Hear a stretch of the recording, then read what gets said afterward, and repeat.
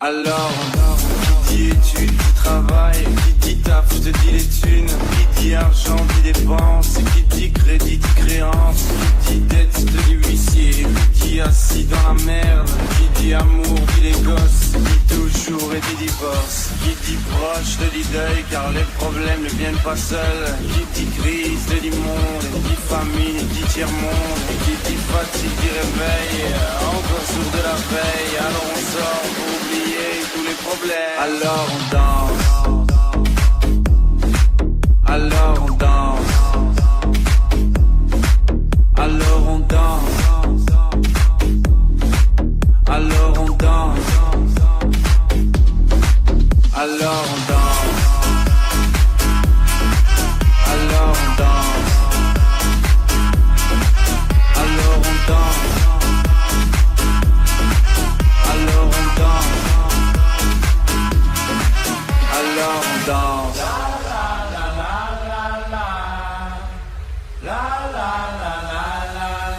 Alors on chante.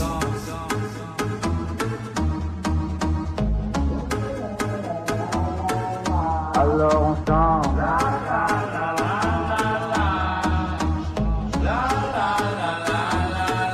Alors on chante. Alors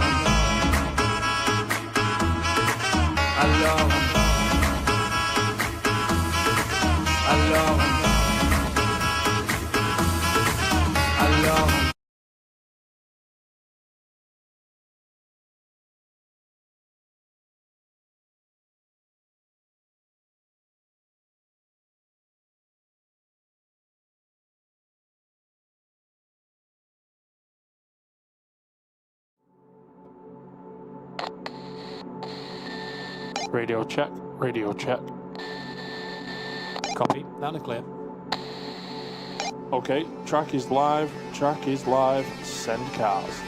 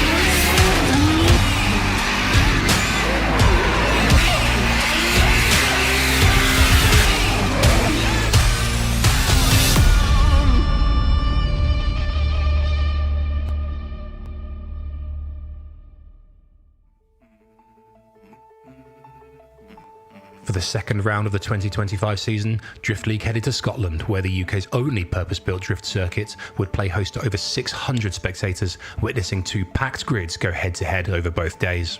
Local heroes always perform well at this venue. In Class 2, Round 1 winner Kieran Bond would only be out-qualified by 1 point, missing out to Ryan Milton. And capitalising on momentum fresh from first-place wins at Round 1 of Drift League as well as IDS, Harry Kerr would return in an attempt to extend his championship lead.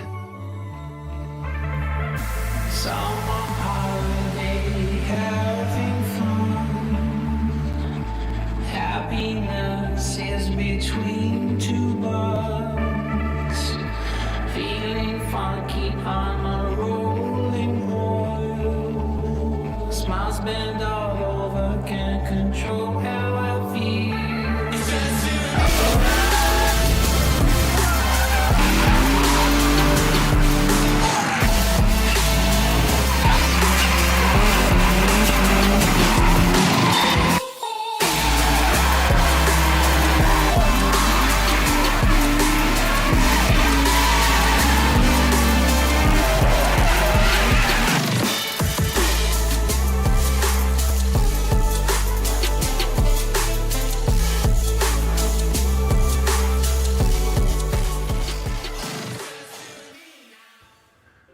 With dry and sunny qualifying conditions on Saturday, Class 2 drivers were locked in and ready to do battle.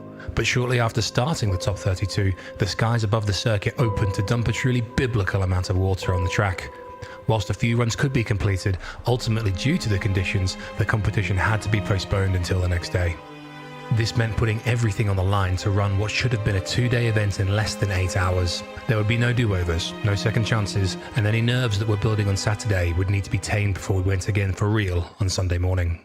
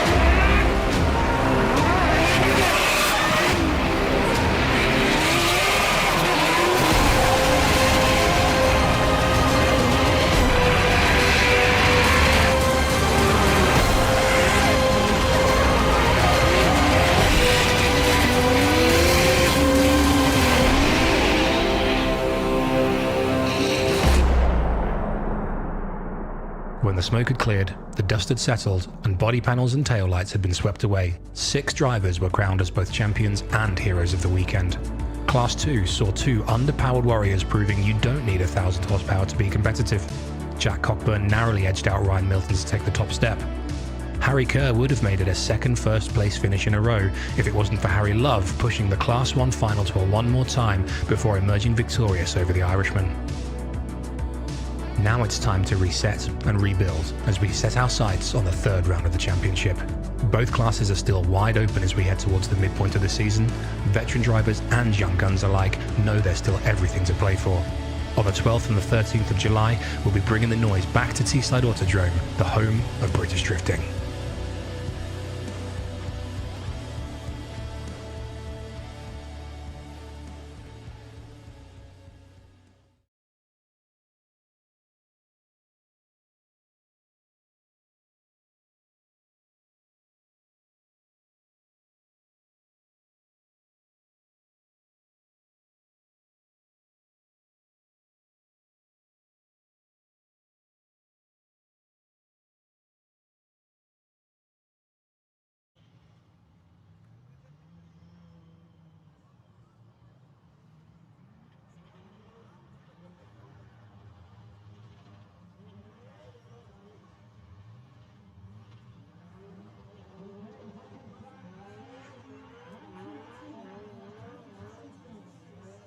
Scotland Class 2 powered by PO Performance.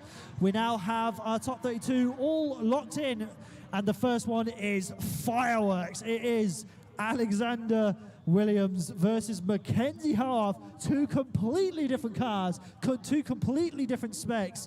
Alexander being the top qualifier of the two will be in the lead, and then of course we have Mackenzie in the chase. Here we go. First battle of the top 32 of round 2. Here we go. As they come around now into the main straight, Mackenzie has got to really push as they come into the first outside zone. Looking very nice so far. Alex on a good lead line. Mackenzie tried to keep up as they come around now through the inner clip into outer zone 4.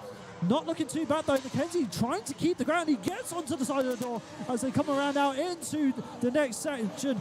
But Mackenzie is struggling to keep behind that S14 of Alexander Williams as they come across the line. But everyone is screaming there for the little MX-5. Says a lot when Mackenzie kept up, right? Oh yeah, they're nippy little cars. Really, really good. That is some stellar driving between the two of them. Obviously, Mackenzie not having a very good advantage here. He has technically got the slower car, so it is going to be rough for him to put. Obviously, if anything, it will be harder for Alex to do the lead, because chasing a slower car is a lot harder than chasing a faster car. So now as they turn around, we have Mackenzie in the lead, Alexander Williams in the chase, S14 versus NA MX-5. Here we go for the second run here at round 2, top 32. Very nice initiation between the two of them. Alex kind of holding back there as he probably had his spotter telling him he needs to hold back in that section. Needs to come through the inner clip 3, coming around into our zone 4. This is looking good between the two of them. Mackenzie doing a good lead line so far as Alex comes around in the transition. Oh, but a little bit of a check up there from Mackenzie as they come around now in towards outer zone 7. But Alex Williams putting on a masterclass of a chase. Amazing stuff between these two drivers. We'll have to see what the judges go for. Obviously, it is not an easy one for Mackenzie. Alexander Williams getting 3rd place last round and then moving into Class 1 on the Sunday and doing quite well there. So it's not an easy one for him as we have them coming up onto the off-ramp with Amber there with the checkered flag to point out who is moving on to the top 16. But wow, what a battle, to be fair. What a way to start our top 32. As we have 2 more drivers warming up their tyres there in the burnout box. But obviously there's 2 drivers, but only one can move on to the top 32. 4-pot versus 6-cylinder. Is it going to be Mackenzie or is it going to be Alex? Moving on to the top 16. Alex Williams moving on to the top 16. Amazing. What a battle to start with, right? Great start. So now we're moving on to the next battle. We have Toby versus Sergey. Very, very different cars. We got Toby with E46 JZ that's just been built, freshly built, and Sergey in his E36 Turbo with an 8 HP. This is going to be fireworks. Are we ready? Sending him out. Toby's heading to the wall, going very fast in. Nice initiation. Sergey follows him in. Not as close as he should be, but he's making it work. through in a clip. Toby's really well and settled, slows it down on big angle. Very great job by Toby now. He's on the A-line everywhere. Transitioning back all the way to the last corner. Toby puts his foot down, tries to run away but Sergey stays close. That was quite the first half of the battle there. Very good. Sergey kind of kept his distance. I'm not sure if it was a tactical decision or they just find Toby a little bit quicker than he expected, but he kept his distance all the way around. Very similar. So now we're going to swap them around. We're going to see Toby chase. And I had a chat with Toby, and the only chase run he's done this weekend ended up in the wall. So I don't know how confident he is, but we know Toby. He can drive. He needs to drive himself a bit more. So let's see what happens. We're going to swap them around. Sergey is going to lead, and we know Sergey is on point. Sending off the start line. Heading towards the Driftland wall. Nice initiation by both drivers. Sergey goes very wide. Toby takes the opportunity and gets closer to him. Sergey is completely offline. It puts Toby in a bad place. Sergey goes very wide, puts himself back into shape. Toby is there. He's not letting him run away. He's taking the opportunity. He's trying to catch on the way to the last corner. Make some noise for Sergey and Toby. Definitely doing a good job there. Pretty Sergey. even there. Pretty even, Brandon. That was mistakes on both parts. Yes. I think Sergey made some mistakes in the chase, but he also made in the lead, and Toby did the same. So that's going to be a tough one for the judges. Oh, no, definitely. I mean, through that first corner on the second half of the battle, Sergey not giving Toby the best line to chase. And obviously, to have a good chase, you have to have a good lead. You open up the door for the chase driver. One thing to mention as well that we haven't mentioned, we've been mentioning about A, B, C, D, and ABC lines throughout the layout. As you can see, our clips have 3 lines, A being the highest scoring, and then B being the second highest scoring, and then C being the lowest scoring. So that is a quick And the winner is Toby Walker for his first battle win in his new car. Great start of the weekend. And we're moving on to the next battle. We got Nereus in his LS-powered E36 versus Jack Chapman Yes, in we his... do. Ooh, is it JZ? I think it's JZ. It sounds it, but It is potentially JZ, might yeah. be- JZ powered E36. We call him Temu Stanton. I don't know why, but that's basically it. Just because he has a purple E36, it's his own nickname. So here we go. We're sending them out. Here we go, now just in the lead. Jack in the chase. 2 E36s, 2 very different setups. Oh, but look at this from Jack Chapman trying to go for the cheeky little dive there, but doesn't manage to get it. Oh, but he hits the embankment very hard as we get pelted by rocks. Oh, my word. Oh, I felt that. Hopefully Nergis is all right. That was quite the hit. Very, very unfortunate first half to the battle. Me and Yogi are currently, we're both stood with the rest of these spectators, so we were in that shower of grits and rock. That was, it's like when you see asteroids going through space. Do we need to do like a Facebook safe, safe marks for everyone to mark safe after every run we have? Yeah. Looks like the car is still going now. Nergis is okay. Obviously, there are 2 halves to a battle, so is the car going to be good? Oh, it looks like he has DB'd his tyre. So it looks like he might be getting into a competition timeout potentially. I'm not too sure. Oh, my glass iron brew bottle did not get damaged in that incident. I just stood right next to it. It's my good luck charm. Not Harry. I've got little Harry next to me, Harry Goodliff, and he's trying to sabotage my drink. He's going to be in Class 1 tomorrow. He's our 2nd place winner at round 1. I do believe we are going to be having a competition timeout. That was quite the spectacular way to finish the first half of the battle. It could have been more spectacular, but I think it would have gone much worse, so... Yeah, but let's not repeat history. No, let's not repeat history. Well, twice, 2 histories. Yes.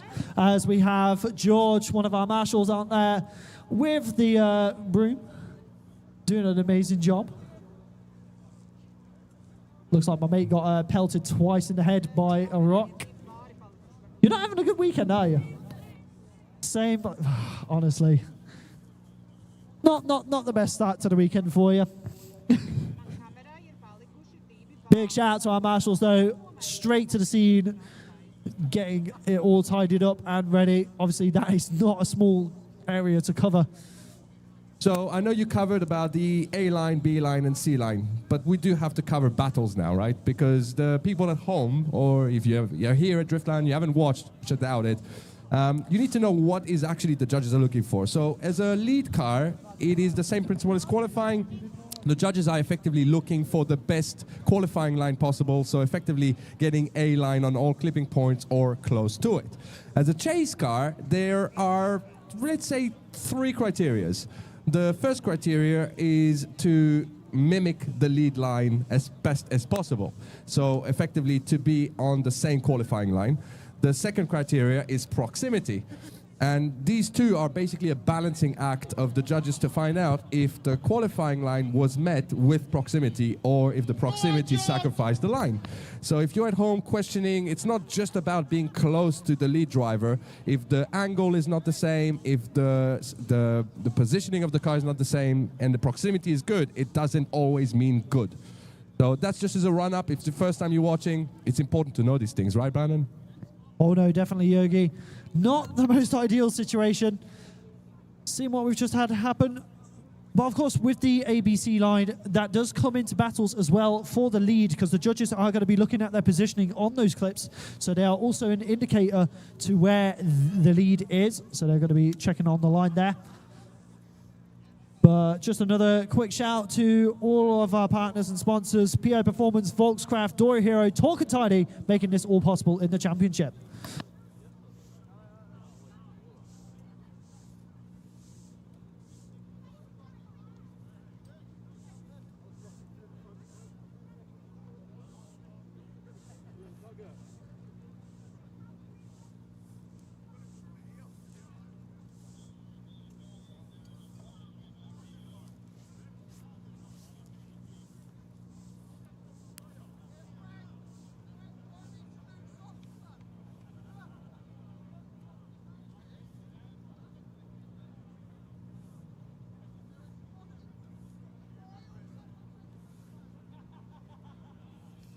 So we're just getting everything cleared up, ready for the second half of the battle. Obviously, it looks like they are having a competition timeout.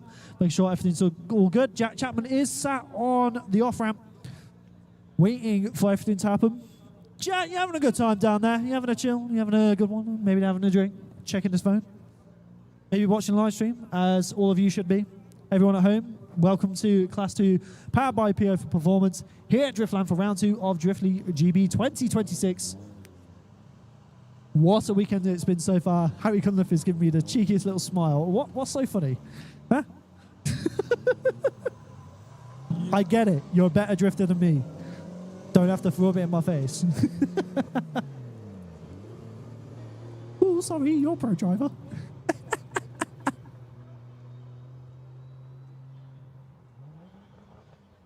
So now we have Nero just there and Jack Chapman. So this battle will continue as we have Jack in the lead, Nero just in the chase. Hopefully we don't have a repeat again. You know what? I'm actually quite fortunate. I've not been hit by a rock yet with all these offs here. I haven't been that while, but yeah. It's not the commentator's curse. It's the Narius is look. angry, I think. Narius is angry. Yeah. Oh, there you go. You've been hit by a rock. Ah! Good shot, Heath. Good shot.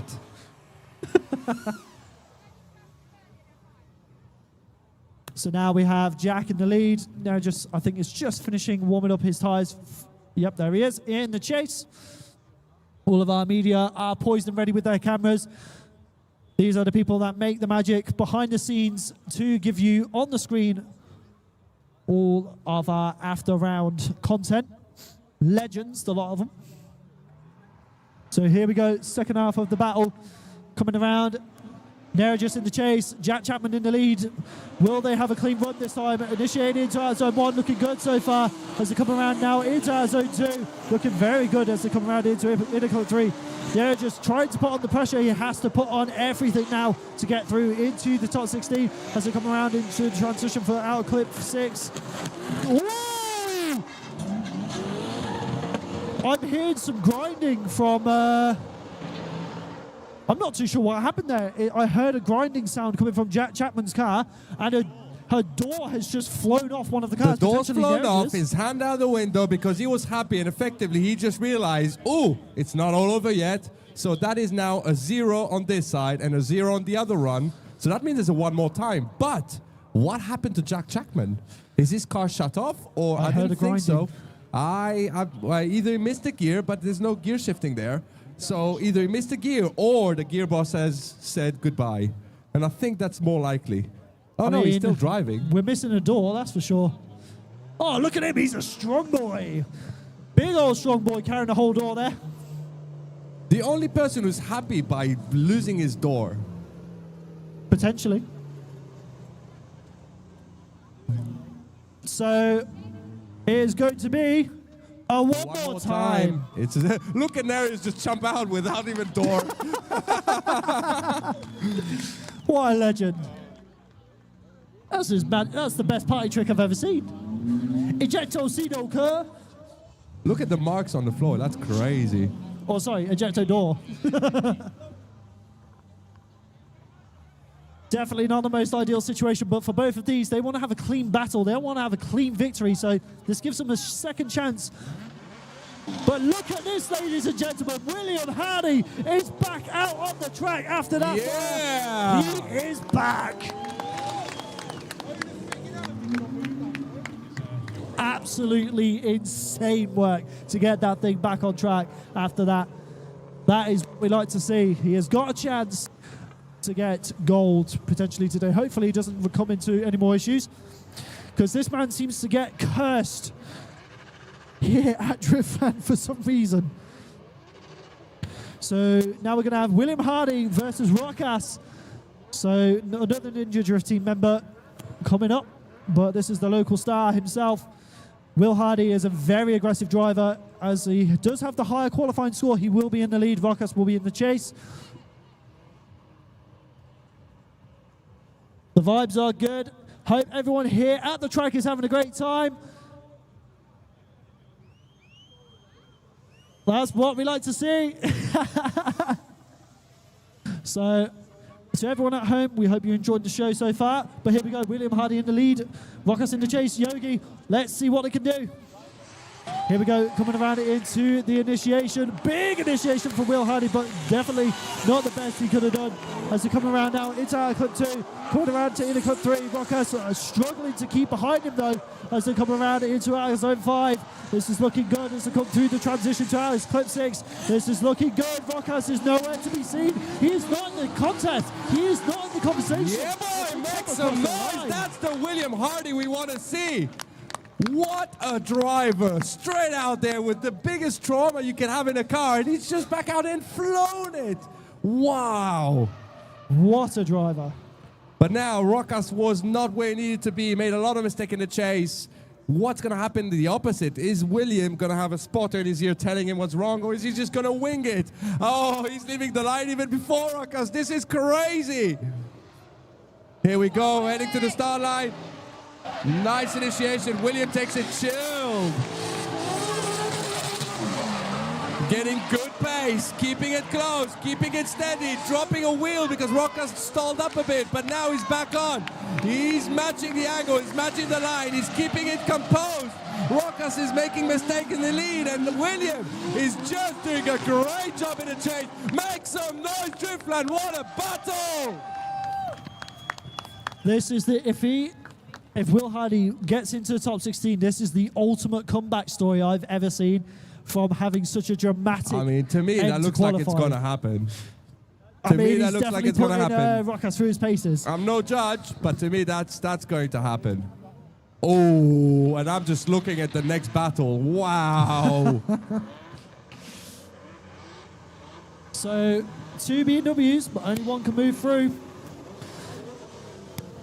Who is moving on into the top 16? William Hardy moving on to the top 16 after having the craziest fire. He's got the car back out on track and he is through into the next stage of competition. So now we have Jack Drake in the lead with Gregor Kirk in the chase. Yogi, this one's going to be exciting. This one is going to be very, very exciting. We got Jack Drake. He is one of the top qualifiers, and Gregor has just pulled it off the hat. But they're both very similar setup cars. E46, turbo. That is going to be a battle. Let's watch it as they both leave the line, heading towards the Driftland wall. Where is Gregor? Wow! Jack Drake has just flown by. Right, great initiation. Clip 1, clip 2. Gregor does not have the pace so far. Now onto the T-cell. Jack Drake slows down just a perfect amount. Gregor is starting to dial it in. He's getting closer and closer, but it's not enough. Jack is going to put his foot down towards the finish line and move forward, build a gap. What a run. Jack Drake doing a clinical lead line there. He's on rails, man. He's on rails. He is fast as well. Obviously, when he went into Class 2 as Class 1 in round 1, he was also moving in Class 1. So he is not a person to be messed with, no matter what class he is in. So we'll have to see what Gregor can do in the lead, as he's going to have a very fast driver behind him. So we'll have to see if he puts on the pressure, just like he did in round 1 in his chases, as we have him leave the line. So now we're moving, swapping them around. We got Gregor in the lead, Jack in the chase. Nice initiation by both. Jack takes a bit of a gap, leaves him a gap to initiate, and now he's closing in. He's getting closer and closer onto the clip 3, down the T-cell zone. They're both slowing down. Jack Drake dives it onto his door, pushes him around in zone 5. Now transition, gives him a bit of room, makes another dive onto the door, all the way to the Driftland wall. Jack Drake shows what he's made of. What a run! What is wrong with this man? What is wrong? Well, I want to know what Jack's on, because I want some. Absolute savage driver in a savage car. What a run, man. I mean, we can't take away Gregor's lead whatsoever. That was stellar. And we're just starting. This is top 32. This is our 3rd battle. This is going to be insane today. I can see Sarah down there with Andy Maxwell as well. That's our next battle after we get the results for this one.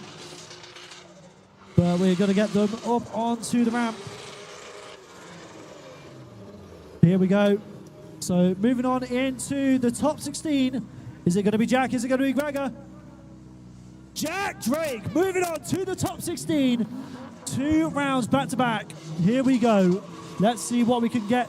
Moving on to Sarah Price and Andy Maxwell. Here we go. Oh, Andy Maxwell, he's back. saying, I need the biggest run-up I can get to keep up with Sarah. Sarah in her JZ Power D36.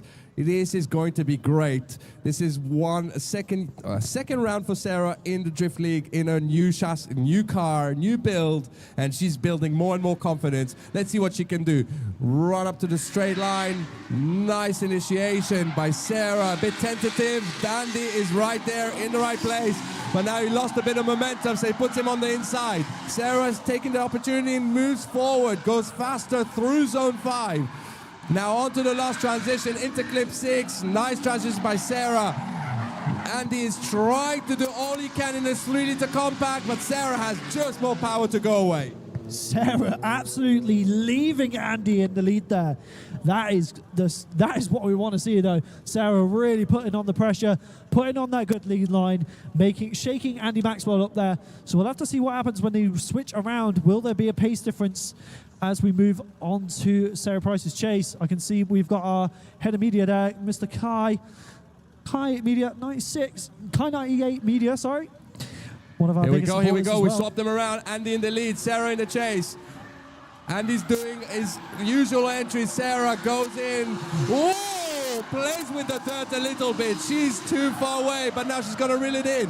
She's trying to catch on. Oh, Sarah catches a bit of understeer, straighten up. The nerves has got onto her, but she's done an incredible job.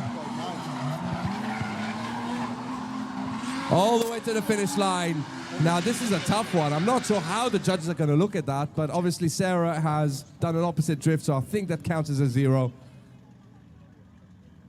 Let's see how they see it.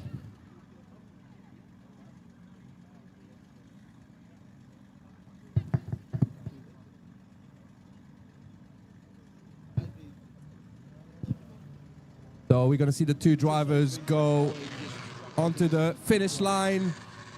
And the lovely Amber is going to wave a flag and tell us who is going to be the winner, who moves on to the top 16. Is it Sarah? Is it Andy? And the winner is Andy Maxwell takes the win and moves on to the top 16. And moving on to the next battle, this is great.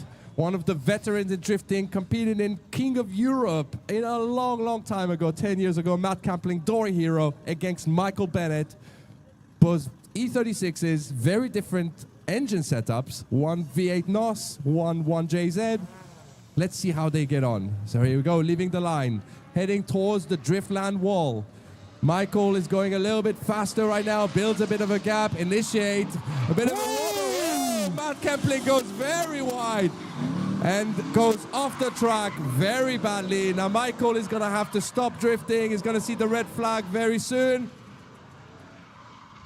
And that is all she wrote. I think Matt is going to be okay. Matt, give us a wave. Make sure we tell us he's okay. Yeah, he's okay. That is absolutely heart-wrenching. Matt being one of the nicest guys out there on the grid.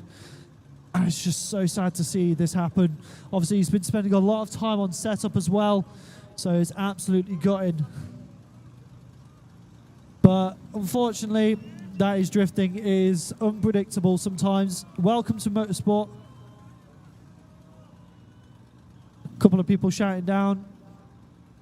Obviously, this man has done quite a bit in his time. And I think this is the same 1J that was in his old NA MX-5, potentially? It is. I don't know if it's the same one, but yeah, he's Similar setup. Yeah, similar setup. That MX-5 was great. It was so cool. Chased, he was battling James Dean in King of Europe, wasn't he? With Drift All-Stars. Yes, that's James the one. Dean. I don't think James Dean is ever done King of Europe. I think they've done Drift All-Stars. Matt Kapling was drifting there as well. That would have been the Falcon S14 era. Yes, that would be, yeah. Yeah. Quite the thing to say, really, in your career's history. To say, I've battled James Dean in an NAMX5 with a 1JZ in it, which is wild enough in its own right, but then against probably his fastest car he's ever had, which is... Big thank you to Matt Camplin as well. He's sorted me out a gearbox for my car. And I could not be more grateful because it's helping me build my dream to go into Drift League myself one day. Gonna do the day vegan, just gonna go from commentary to driver. So I think there's a high chance I'm gonna do both at T-side. Ooh, both. Both. So you do what class would it be that you'd go into? Class 1. So you'd commentate class 2 and then drive class 1? No, I'll do both. Also, then when you're not running, you'll commentate? Yeah. Oof. I did that 2 years ago. That is that's a lot of movement. That was a lot of moving around. That's all right, I like that. Good cardio. It means I didn't have time to overthink things. That Is true. It would be really cool if I could commentate while drive, right? Imagine that. That would be amazing. No. That would probably be the most controversial set of commentary we'd ever have in this championship. I really want to do that one day. Oh, I missed clip 1. Oh, get clip 2. Oh, no, I flipped the car. I don't think it'd be quite those words. Cowabunga. Yes. Thankfully, Matt's car has been pulled out of the gravel pit. Hopefully, he is all right. Obviously, that gravel pit is not exactly nice to go into. It's quite the shake. And it is a lot of... it's quite a hit. It's quite a hit. And he got his... Look, let's get this right. Yeah, that is true. Yeah, he did climb almost the height of half his door. That is quite a bit, actually, when you think about it. When you look at it in the sense of lifting a car off the floor on jacks, that is pretty damn high. Just going to be hooking up onto the front of that E36. Drew on in our pickup. Well, that is his pickup, but he's got it. He's got it nice. And no, that's the Driftland pickup's the Ranger. That's his personal car. That is his personal pickup, the one that he dropped the caravan on at Three Sisters. I would never let you live that down, Drew. Never. Battle of the Compacts. That's interesting. Two very different engine setups as well. Well, not very different. Callum's one has 2 of his engines. And a turbo, basically. I see your engine and I raise it. Double it and give it to the next person, apparently. So let's give Matt Campton a round of applause as he comes off track. What a guy. Honestly, one of the friendliest faces in UK drifting.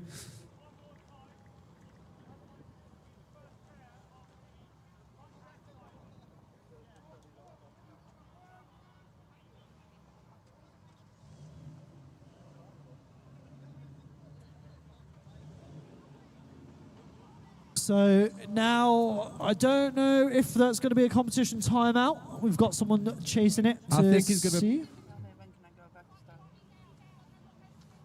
So he does have replacement, so he's out. So that means Michael Bennett is moving on to the top 16. Not the way he wanted to, but that's just how it is. So now, we're moving on to our one more time. The craziest yes. one more time I've ever seen in my life. We have Nereus in the lead doing a really big burnout. Like he's basically practically done his tires already. And we have Jack Chapman in the chase. So I guess Jack Chapman has missed a gear because if he's back out now, it means nothing's broken. So let's see what happened. Through the smoke. Like a James Bond car, smoke screen. Yeah. So here we go. We're getting ready. We want to wait for the start line marshal to give the thumbs up. I feel like Jack is going to be a bit more tentative there on initiation in the chase. He's going to be like, I need to see what he's doing. But let's see. Can Nereus go back to his normal pace and do what he normally does? Oh, Jack is doing it again.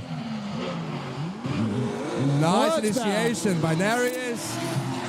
Jack Chapman was very shallow, goes very wide. Oh! And Jack Chapman just leaves and continues his run.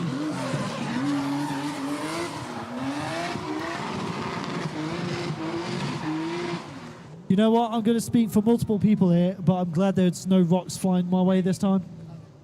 Interesting with Nereus' car, is something wrong because I've never seen him spin out there. No, So maybe I'm not his too sure. alignment got pushed or something in the last crash. Potentially. I mean, I it mean, was he's quite a flipped the big car, he hit. did a 360 in a car, you know, Yeah. like so something would have changed. I mean, it takes talent to do a 360 shove it in a E36. It's not skateboarding, mate. This ain't Tony Hawk's Pro Skater. Tried to do a board slide 360 shove off of the embankment. I'm allowed to say that because he's still driving. Okay, we swapped them around then. It's another miss for Nereus, unfortunately. So now it's all in the bag. What's going to happen now? Jack Chapman lead. Nereus is door on door with him. He's not leaving a gap. He's trying to force him a mistake. Oh, no. Oh, that was close.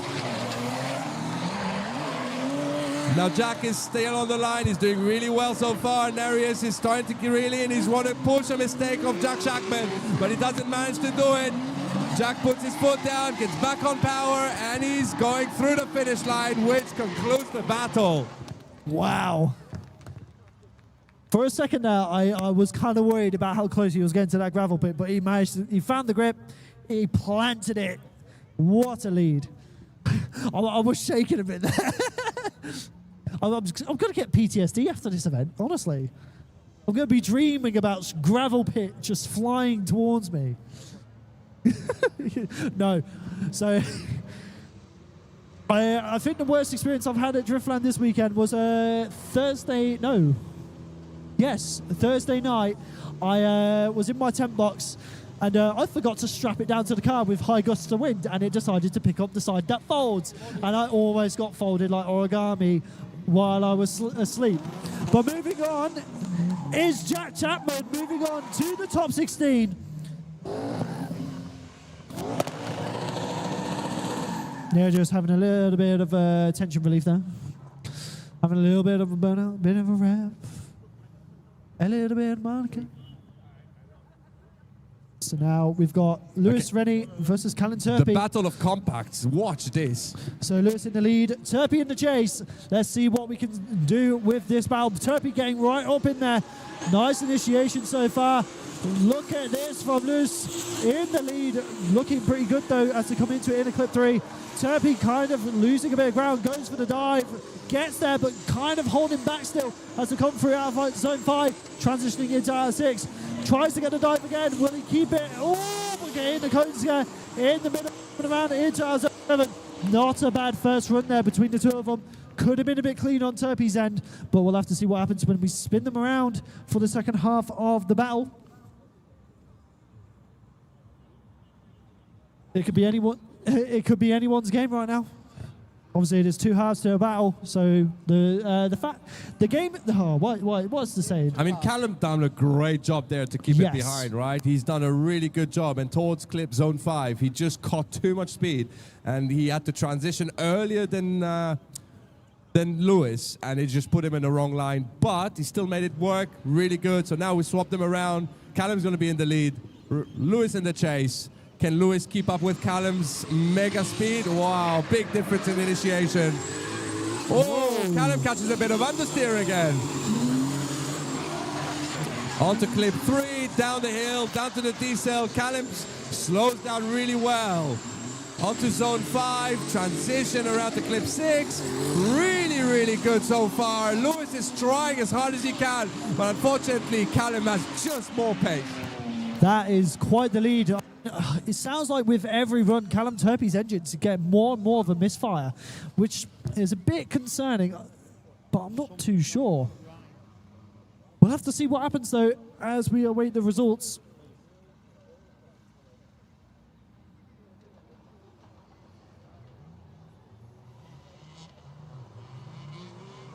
So we're just going to get them onto the up ramp.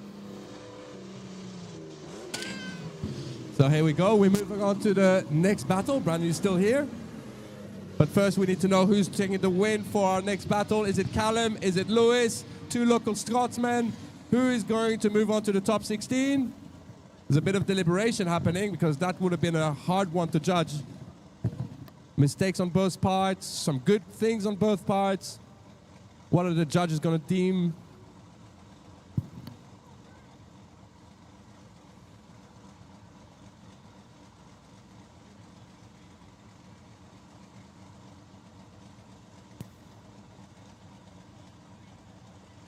Judges taking their time. Moving on to top 16 is Callum.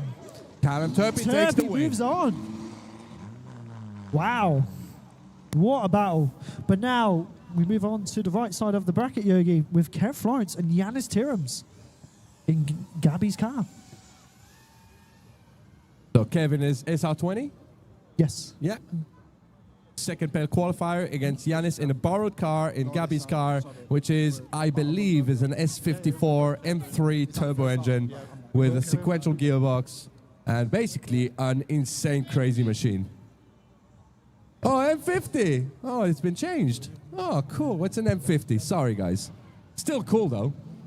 Here we go, leaving the line towards Driftland wall. Kev is going. Oh, look at Yanis initiating much before the entry.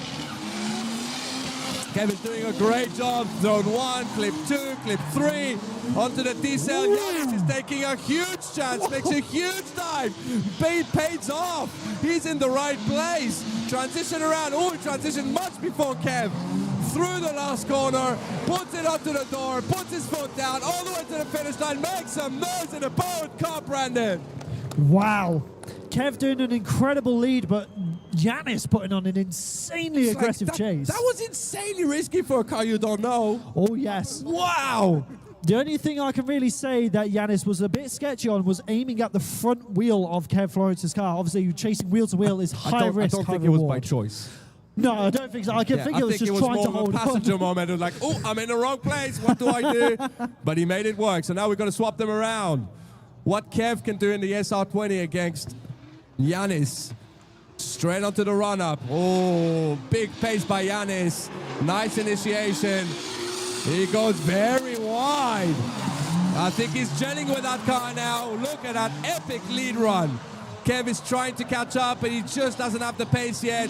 Oh, wow, that's way off the track. Yanis is in the wrong place. Kev is keeping his composure, putting his car in the right place, the finish line. Not the most ideal way to end that battle. That's going to be a tough one. Just noticed one of our cameramen got absolutely showered Is in that dirt. Chris? Yeah, Chris. How was the shower? Lovely, thank you. That's what a response. It's all natural, even better than aloe vera. Oh, look at him, look at him. That's Because what we you're want to worth see. it. So He's we're a going to send handsome the man. drivers to our finish line, to the lovely Amber. Tell you what, Yanis is really fast in Gabby's car. But moving on to the top 16. There can only be one. Will it be SR or will it be a 6-spot? You hear Javis Williams warming up his tyres. So Asbo, honestly. It could be a one more time. I mean, it was 3 Potentially. wheels off from Yanis. One It's more a one more time. I guess you got to get rid of those tyres, but now we have Matt Gell versus Javis Williams. This one's going to be interesting. I don't think I've ever seen these two actually tandem, so this will be very interesting. Two complete opposite spectrum of power plants, right? 1.6 supercharged against an LS. Like crazy torque versus no torque. I do believe it's a 1.8. Oh, 1.8. Okay, well, Yes. you probably know about it than me. It's an MX-5 engine, basically. Same thing. But here we There go. we go, leaving the line. Matt Gell in the lead, Javis Williams in the chase, Mr. Northern 75 chasing in that 350. Here we go, an aggressive initiation between the two of them. Not looking bad so far as they come around into our zone 2. Javis tried to keep up with Matt Gell as they come around now into Indy Clip 3, coming around into our clip. Oh, but Matt Gell spins, but Javis Williams does an amazing job dodging that. Fair play to you as he goes around and finishes the first half of this battle.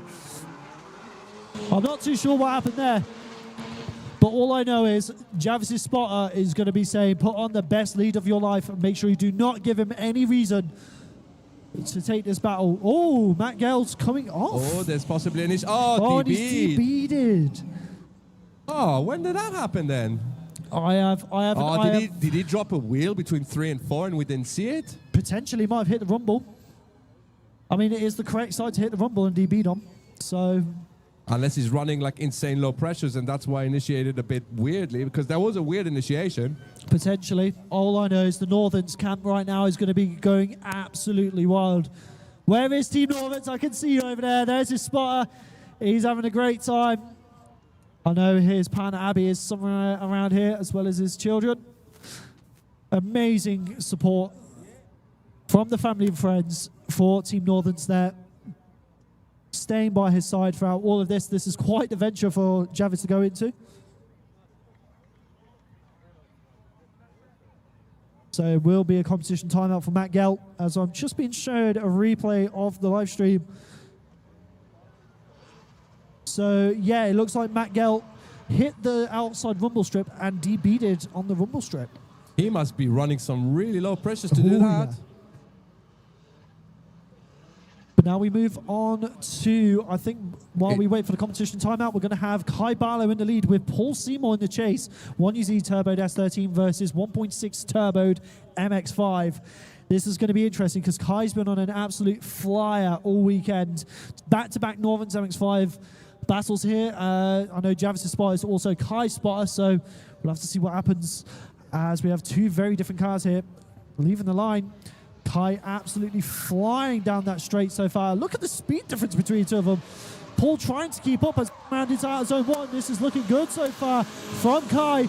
Look at this though, the lead, but Paul is right there, not wanting to let him go as we come down into our zone, clip 4, into our zone 5. Kai putting on a stellar lead so far. Paul is right there though, he's not letting go. He's here, he's hungry, he wants to get this battle as they come around now into our zone 7. Wow! What a lead from Kai Barlow. Kai's done a great lead, and Paul was doing a great job in the chase there. He was wobbling a lot though. He was making a lot of adjustments and coming off throttle and going back on throttle. It was a bit of an odd chase, but he kept it there, kept really good proximity and kept the line. So let's swap them around and see what happens, because Kai is really good but he hasn't had a lot of chase practice, right? It's only his second round competing. Yes. So this is going to be very interesting. It's Mackenzie that's new to the competition. Kai did last season, but it is one of those. He has been. They've been saying they want to get him quicker on the launch. As you can see, he is left behind a little bit here. Paul Seymour has a good initiation there. Around to outer zone 2, keeping around into inner clip 3. Oh, Kai's just getting left behind a bit there as they come around now into outer zone 5. Kai trying to get back onto the door of that S13, but just having a really hard time getting back onto the door of that car. But look at Paul Seymour flying away and across the line. Unfortunately, Paul really having a good lead there. And quite frankly, he has got the faster car, so he is going to utilize that. So Kai, unfortunately, just not getting the jump on the start that he needed. And that makes all the difference, is the launch timing, how far back you sit. Every little bit of hesitation on that launch can cost you a battle. So we'll have to see as we get them back onto line. I mean, we cannot take anything away from either of these drivers. Kai has been on an absolutely insane weekend so far. As we move on to the top 16, is Paul Seymour moving on to the top 16. Kai Barlow putting on a stellar performance this weekend. What a driver. And he is young. He is very young. He's got a lot of time to grow into the sport, a lot of time to get experience. Give him time and he could be a big name in the sport. If you've ever seen his daily driver, it's a Mark III MR2. It's pretty cool. Is it? It's, oh, so he just steals it occasionally.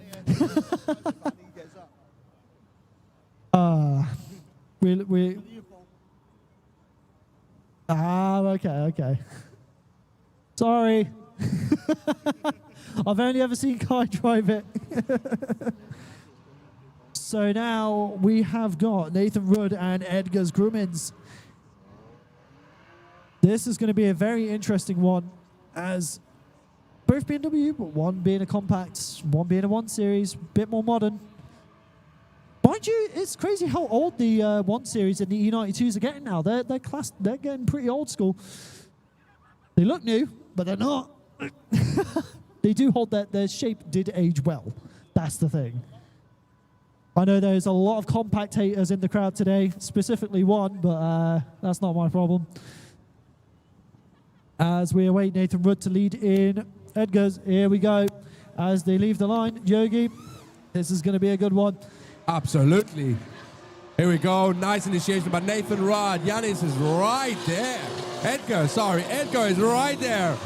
Doing a great job now in the chase, keeping it composed behind Nathan. But Nathan, he's going faster than Edgar was expecting, and he's trying to build a gap. He's doing a great lead run. Look at Nathan Rudd in his compact. He's doing an insane job. Make some noise for these two drivers. Wow. Nathan is flying, absolutely flying. Edgar's is getting very aggressive as well. It's what we like to see. Obviously, he did have that off in practice, so to have that and then come back this strong. Team Keep It Welded!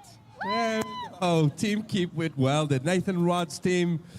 This is Ryan Burgess's daughter. I don't know if you know, but she is so cool. She loves drifting. And That's apparently what it's she's all done about. really well in her final exam, so there you go. So, here we go. Now, moving on. Swapping them around. Got Edgar in the lead. Nathan in the chase. No messing around there. Nathan is blinded in smoke and stays lit all the way around. He's catching on to Edgar. Onto the D-cell. Edgar is going very wide. And now ended up shallow. Nathan is taking the opportunity through the smoke. Going back on power, and he's staying with Edgar all the way around. How is Nathan doing this? Never underestimate the power of a compact. That's all I'm saying. So lead to lead, Nathan was better. Oh, no. Lead to lead. Chase to chase. I don't know. I think that is going to be the deciding factor. I think is the chase of Edgar better than Nathan's chase. We'll have to see. It's all to the judges at this point. We're gonna see. We'll see what the. So now we're just getting them warmed up. Jarvis is at the start line, ready to go. Matthew Gell pulls up to the line. Obviously having a DB in the first half of the battle. Very unfortunate, but we'll have to see what happens with the second half. You never know. It's not over until both halves of the battle are over. So let's see what happens. Jarvis Williams in the lead. Matt Gell in the chase. 350 versus S14. BP14 actually. Here we go, initiating into outer zone 1. Nice between the two of them so far. Coming around into outer clip 2. Looking nice, good proximity there. Does fall a little bit behind as they come through to outer clip 4. Coming into the hairpin of outer zone 5. Matt Gell gets back onto the door. Nice transition there. Lovely stuff. Good dive there for Matt Gell as he almost goes in front of Jarvis as they come across the line. Is that going to be enough to turn the tide? Could it be one more time? We don't know. I mean, Yogi's shaking his head. I do agree. It will take a lot of changing around what happened in the first run. But Yes. man, Matt Gell caught on at the end and just hang on to his dear life on the door. That was great to watch. Yes, it was. Jarvis putting on a really good lead there. Nice and tidy. He knew what he needed to do, and he did it. So we'll have to see what happens. I mean, it's good. I would say it's obvious, but it's not at the same time because it's drifting. You never know what could happen. I can see Kai Barlow stood with the spotter over in the corner. But moving on to the top 16. Jarvis Williams moving on to the top 16 here at round 2. The family and friends are going absolutely wild. The Norvens camp coming in. They're just as loud as him, which is impressive because he is a foghorn of a human. That man could solo anyone in a sound battle, I swear to God. Here we go. Next battle, we got Mark Brown and Matt Fitton. So Mark Brown is crazy EcoBoost S13. Whoa, flying into through first corner. Nice initiation. Matt is throwing all of it out there, but unfortunately, left foot brakes and the car stalls up a little bit.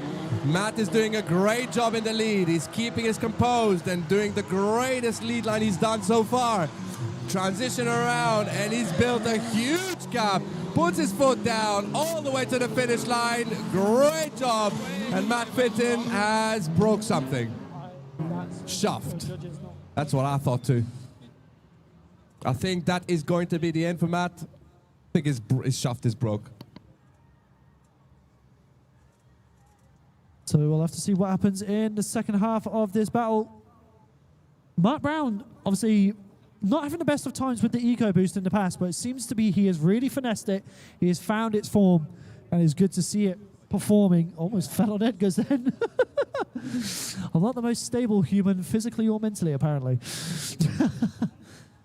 Can see a lot of the crews coming around to support their drivers. Up at the top here, as Matt is coming around to turn around. I'm not too sure what's going on up there. They seem to be having a word with our marshals. I think Matt is going to be taking a competition timeout. Well, yeah, he's got a broken shaft, so, you know. You can't do a lap with a broken shaft. I mean, you can try. I mean... Now, I've driven a car with a broken shaft. You can't go anywhere. There you go. You see, look, he's trying to accelerate. Yeah, that car is not really weird. The best It goes of times. once. Well, it's terrible. Yeah, not ideal. Not ideal at all. As Kev Florence now goes towards the front. I think this is going to be the one more time between Kev and Yanis. Obviously, Yanis in Gabby's car. Incredible, incredible pilot. Both of them. I can see Gabby there dancing in the crowd. Having a great time. I think it's the dancing to ignore what could happen out there. Just like, don't look, don't look. Everything's going to be fine, Gabby. Don't worry. It's in good hands. He's been driving really well. It could be worse. Someone lost a door today. So. Why are you, again, you, Brandon, you and jinxing stuff, man. I like running the dice. Oh. Yes, when it's not on your life. All on black. So we're just waiting for these guys to get sent off. I think we've just got a marshal just checking on the state of the track, as a lot of debris has ended up around outer clip 2. Once again, a big shout out to all of our marshals, track staff, media, everyone involved, including the judges, the people who are managing the drivers behind the scenes, up in the top, feeding information. But now we have them leaving the line. Kev Florence in the lead, Yanis in the chase. Here we go. Big initiation from Yanis, but he manages to lose a bit of ground there. But Kev is doing a good job so far in the lead as they come through.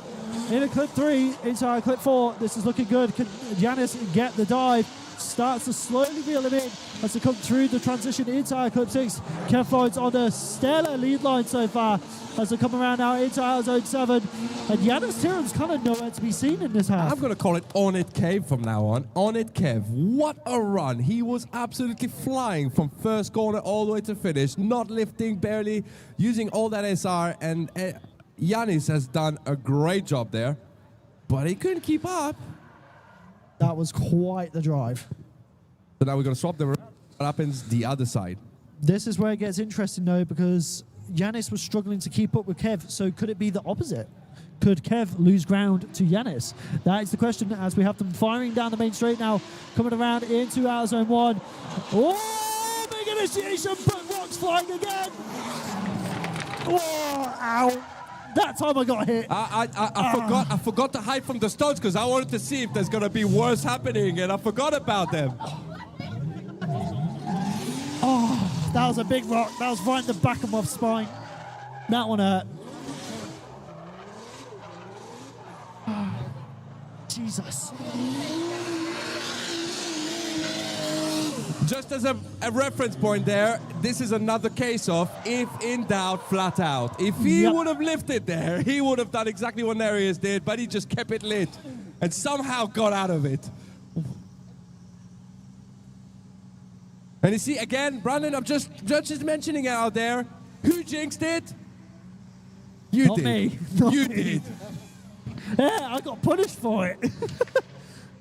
I just got free chiropractor. Good. Maybe you'll learn from now on not to jinx it. And Kev Florence moves on to the top 16. Oh my God, the size of that rock that just flew over. Can we just get a look at this? Oh my God. That's one of them. What? I mean, that could have killed someone. That is... Hey, I said could have. I said could have killed someone. It didn't, so we're good. That is We don't cry over spilled milk. that is not a rock. That We'll is a drink it piece from of the the floor. tarmac. Yeah, that's a big piece, that. That is a very big piece. So I think now... somebody needs to sell umbrellas tomorrow. Here we go. Next run up. Nice initiation. So we've got Patrick in the chase, Kieran Burley in the lead. Kieran doing a good job so far, but look at the aggression from Patrick as they come around now into our zone 5. This is looking good so far between two of them. Oh, getting a big horn there, almost debeated. That was a very sketchy transition from Patrick. Oh, but he's going wide, but he manages to make it work. Wow, Kieran Burley, good lead. Patrick, a very aggressive chase. That was very scary. You talk about aggressive chase, but can we not forget that the lead car is a standard 3-liter BMW 46, and he Wow. absolutely was on it all the way around. STC spec. You could not even tell that he's underpowered. He is piloting that car like crazy. Wow. Here we go. We swapped them around. They already left the line. They're eager to go. Patrick in the lead now. Look, this is crazy. That 46 is good. Oh.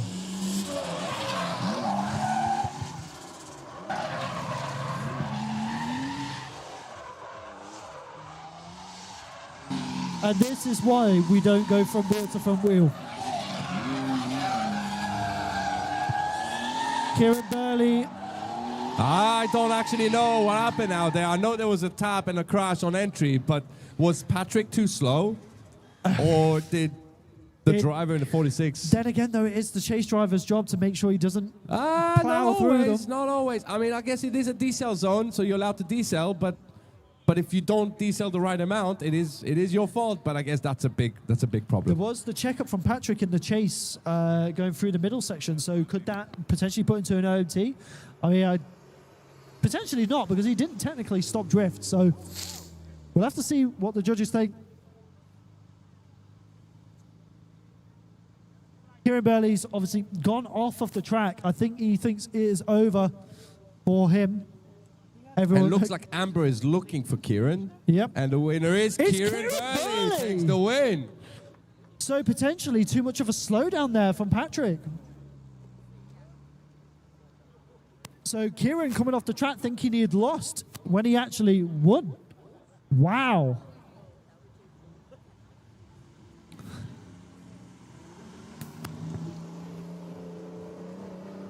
How's it going over there, Kai? Having a good time with the camera? He's not even noticed me. How dare you? So we do have Mark Brown back at the start line. Well, actually, been over there for quite a while now. Must be quite a annoying wait because he's waiting for Matt Fitton to come back. So we're going to have Sam Bickerstaff versus Johnny Crisp. We'll have to see what happens between these two, because these are two very interesting drivers. Johnny being quite the precise lead driver. Sam definitely growing some gads and getting some aggression recently, so we'll have to see what he does, as he is the higher qualifier, so he will be in the lead. Johnny Crisp in the chase.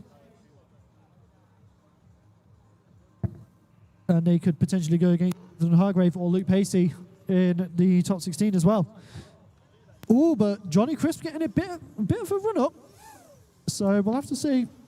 Very if he cool utilize different that. cars there on the start line. We've got Sam Bickerstaff in a 46 Turbo and Johnny Crispin is UZ. well, UZ. It's great. Let's see how it goes. Here we go. Sam Bickerstaff in the lead. Johnny Crisp in the chase.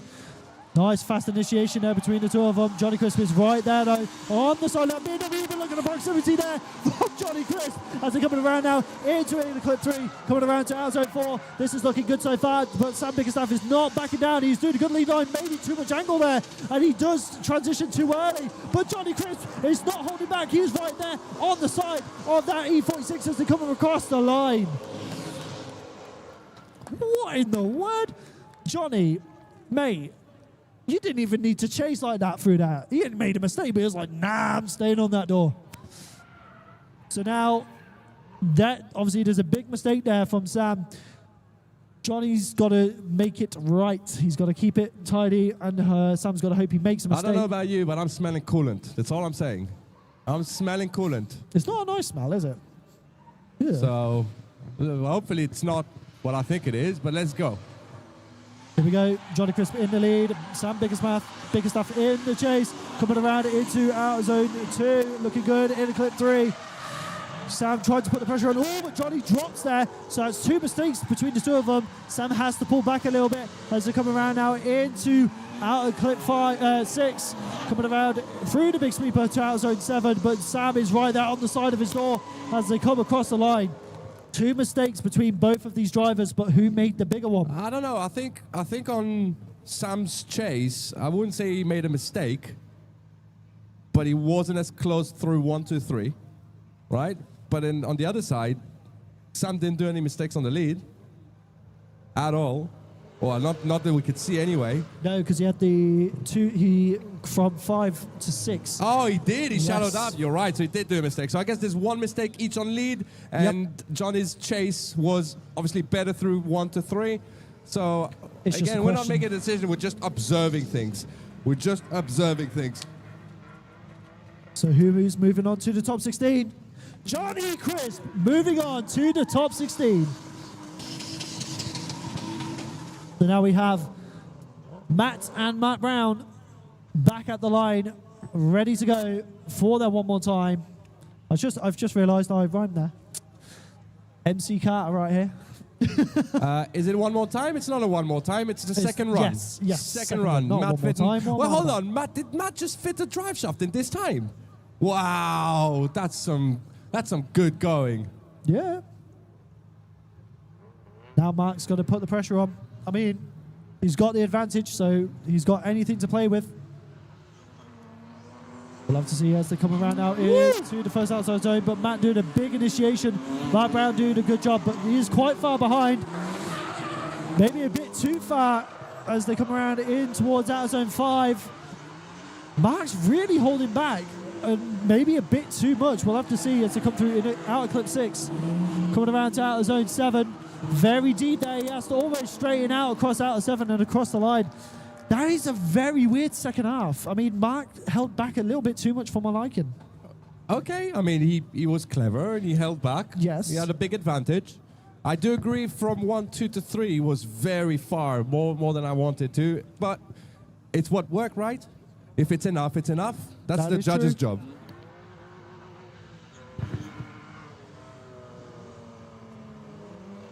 So we have Luke Pacey and Jonathan Hargrave warming up their tyres, because that will be the final battle of top 16, but now top 32.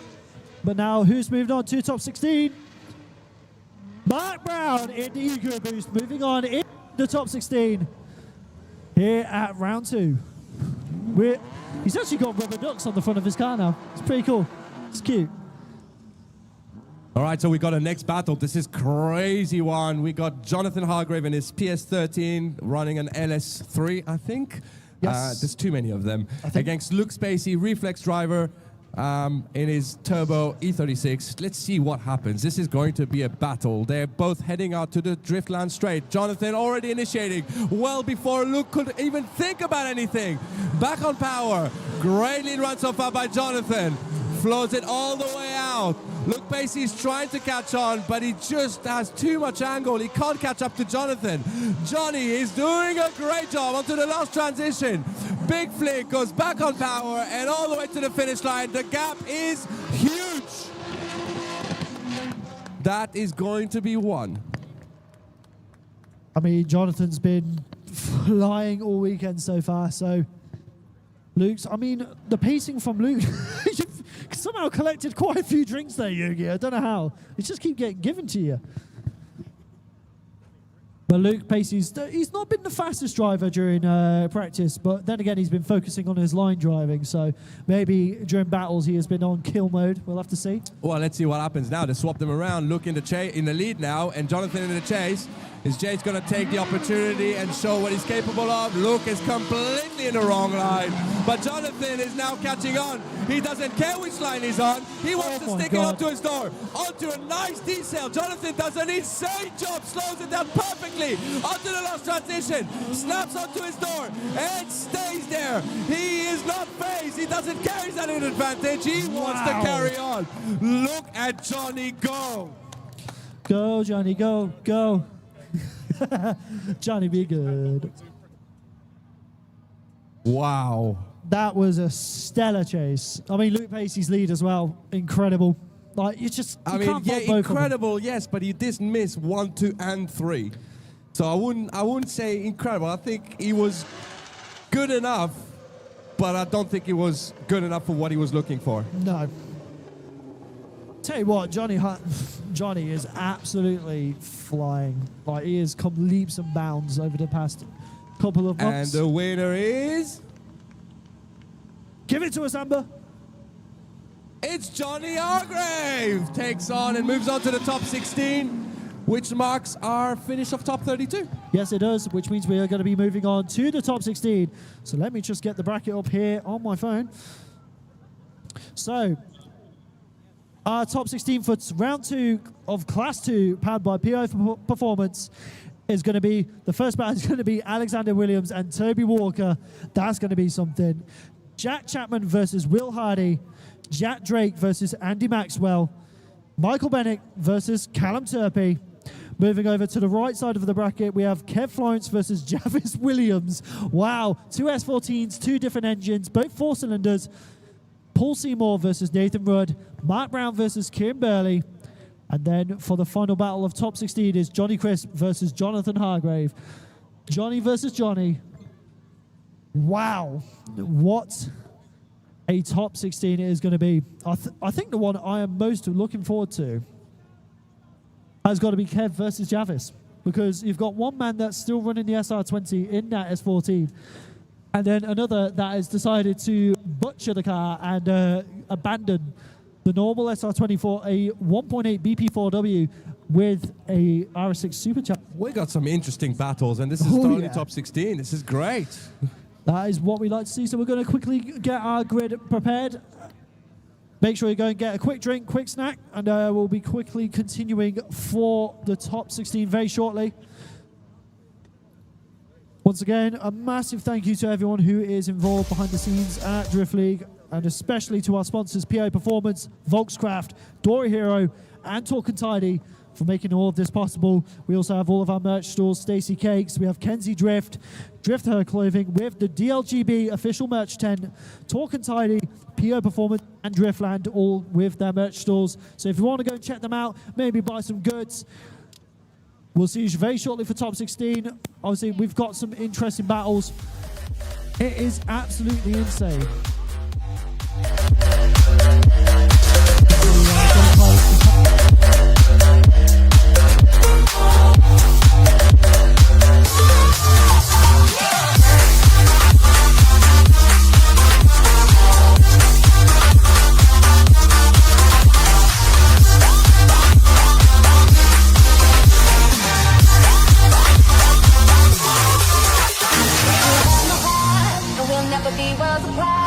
Maybe in magazines, but you still be my star. Baby, cause in the dark, you can't see shiny cars, and that's when you need me there. With you I'll always share. Because when the sun shines, we'll shine together. Told you I'll be here forever. Said I'll always be your friend. Took an oath, I'ma stick it out to the end. Now that it's raining more than ever, know that we'll still have each other. You can stand under my umbrella. You can stand under my you can stand under my know that you can stand under my you can stand under my know that you can stand under my you can stand under my know that you can stand under my you can stand under my know that you can stand under my umbrella.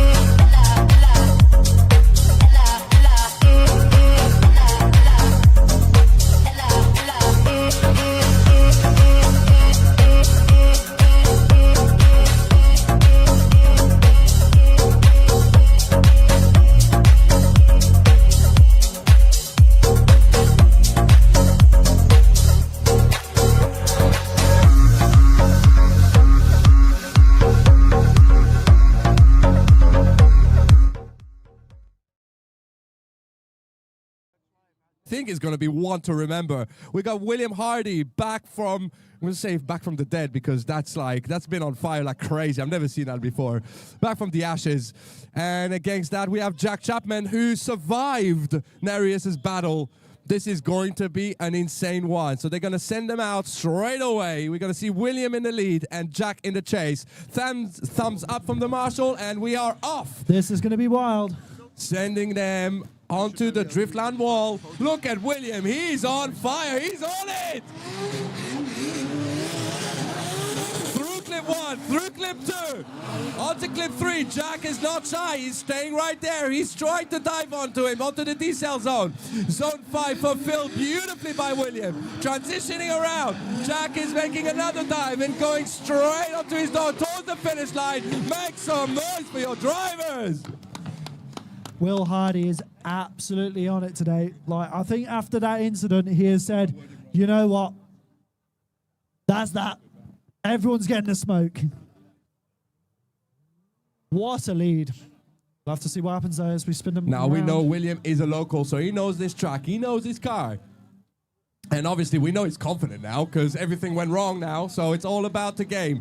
We're going to send him out with Jack in the lead and William side by side with him up the hill. He is bumper to bumper on initiation. Initiate with Jack, gets in onto his door, stays there, rear quarter to rear quarter, through clip 3, onto the decel. They don't need a decel. Williams catches a bit of understeer, but he's back on, transitioning, makes another dive and gets on it. Gets on power. Jack's not phased all the way to the finish line. What a battle! Insane. Very unfortunate mistake there from Will Hardy, but very, very good of him to keep trying and staying in that battle. But that could be the turn of the tide for this top 16 battle. Bit strange that we've ended up with this battle as first, because it was meant to be Toby Walker versus Alexander Williams first, but nothing actually seems to... I guess these two are just more eager. So now, just wait on Amber to give us the results from the judges.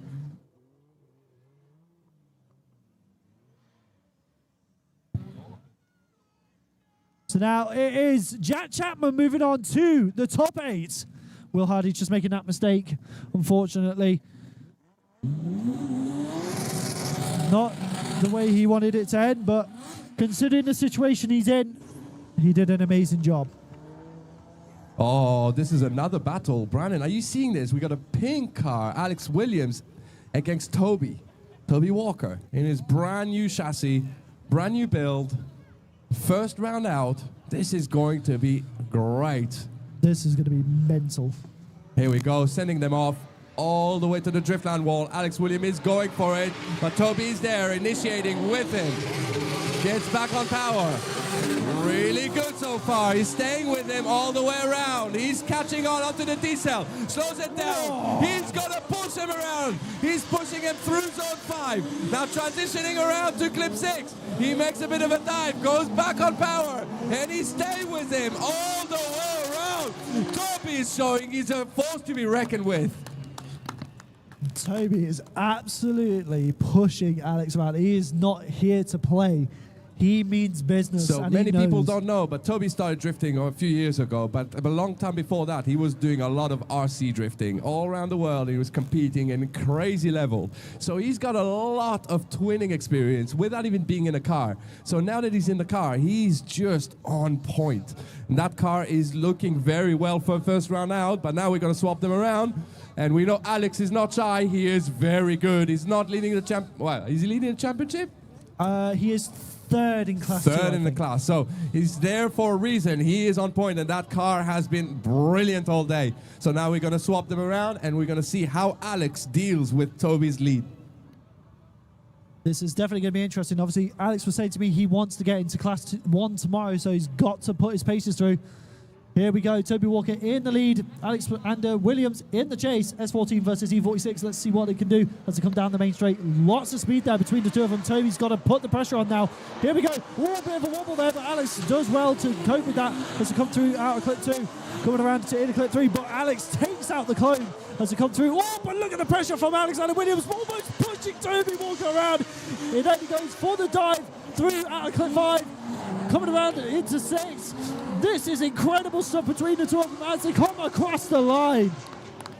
Wow. I mean, there was a mistake there from Alex coming through into clip 3. Did cut the clip massively. Yeah, but that could have been from Toby's initiation. That was a little bit tentative, let's call.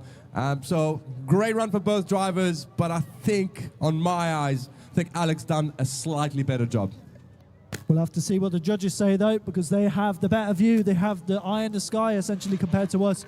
Right above us in that building, in a set of containers, I can see Stuart McClellan kind of just having a look around. It looks like their mind is set, though, based on his eyes. He is an eager man. Moving on to the top 8. Is it Toby Walker or is it Alex Williams? Alexander Williams moving on to the top 8. What a performance between these two, though. Toby Walker doing an incredible job.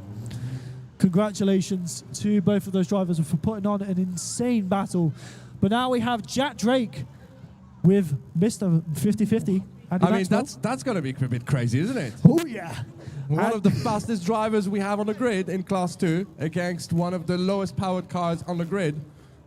One that has mega power and uses a lot of speed and a lot of brakes against Maxwell, who is, as you call it, 50-50. Sometimes flat out, well, always flat out. Sometimes it works, sometimes it doesn't. Sometimes it may be good, sometimes it may be bad. Let's see. Here we go, on the run-up. Look at Jack, he's flying through. Oh, a bit of a wobble on entry. It gives Andy Maxwell a bit of tentative there. He's back on power. Andy's short-cutting the track, but he's staying there on proximity. He's keeping it close to Jack. How is he even doing that? It's unbelievable.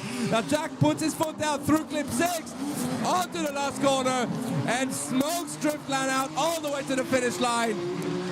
Andy had a good answer to begin with, but he lost some gap on the power alley. That was incredible. What a great driver. Definitely an interesting initiation, though, between the two of those. A bit shaky, a bit wobbly, but... Yeah, I think Jack caught a little bit of a wobble, and I think it's probably down to the things that we are feeling right now that's coming down from the sky that I'm hoping is going to just go away. We don't mention the word. It's the banned word. But we're sending them now. We're swapping them around. Andy in the lead, Jack in the chase. Let's see what can... Whoa, wow, that's an early initiation. Look at Jack, though. He's keeping it composed. Handbrake on clip 2 by Andy. That's going to be deductive points, but Jack is dealing it really well. Keeping it behind him. Keeping it wheel to wheel through clips zone 6. Now onto the transition. Puts his foot down. Stays on it. Left foot brakes to slow the count down. All the way to the finish line. Great driving by Jack. And Andy just showing he can drive. I mean, Andy doing a stellar lead, but Jack was not letting him go. What a battle this has been. Incredible stuff there. Andy Maxwell pushing as hard as he can. This is the thing with Jack Drake. He just seems to put on the pressure when he needs to, and he knows how to keep that proximity clean and consistent. It is insane. The dude has talent. This is what we like to see, though. This is the next generation of pro drivers in the making.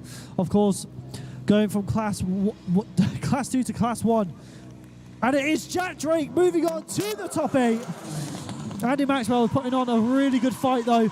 But now we have Michael Bennett versus Callum Turpey. This one, Yogi, is going to be interesting. V8 versus V12. One with NOS, one with turbo. Let's see what's going to happen. Michael leaves the line in the lead and Callum in the chase. Going through the Driftland wall. Nice initiation. Initiation through zone 1. Beautiful so far. Michael is doing a great lead run.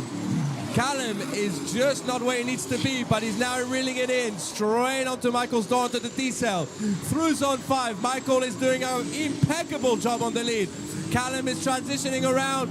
It sounds like the car is misfiring. It's not playing ball, but all the way to the finish line. He's staying with Michael all the way around. What a first half of a battle that was. Absolutely insane. Callum Turpey really putting on the pressure, though.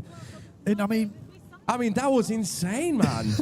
Callum is just growing for it. And to me, from my ear, it might be my ears are wrong, but it sounds like that car is misfiring. Oh, yeah, heavily. And I don't know how many cylinders. But then if it's misfiring, how many cylinders then?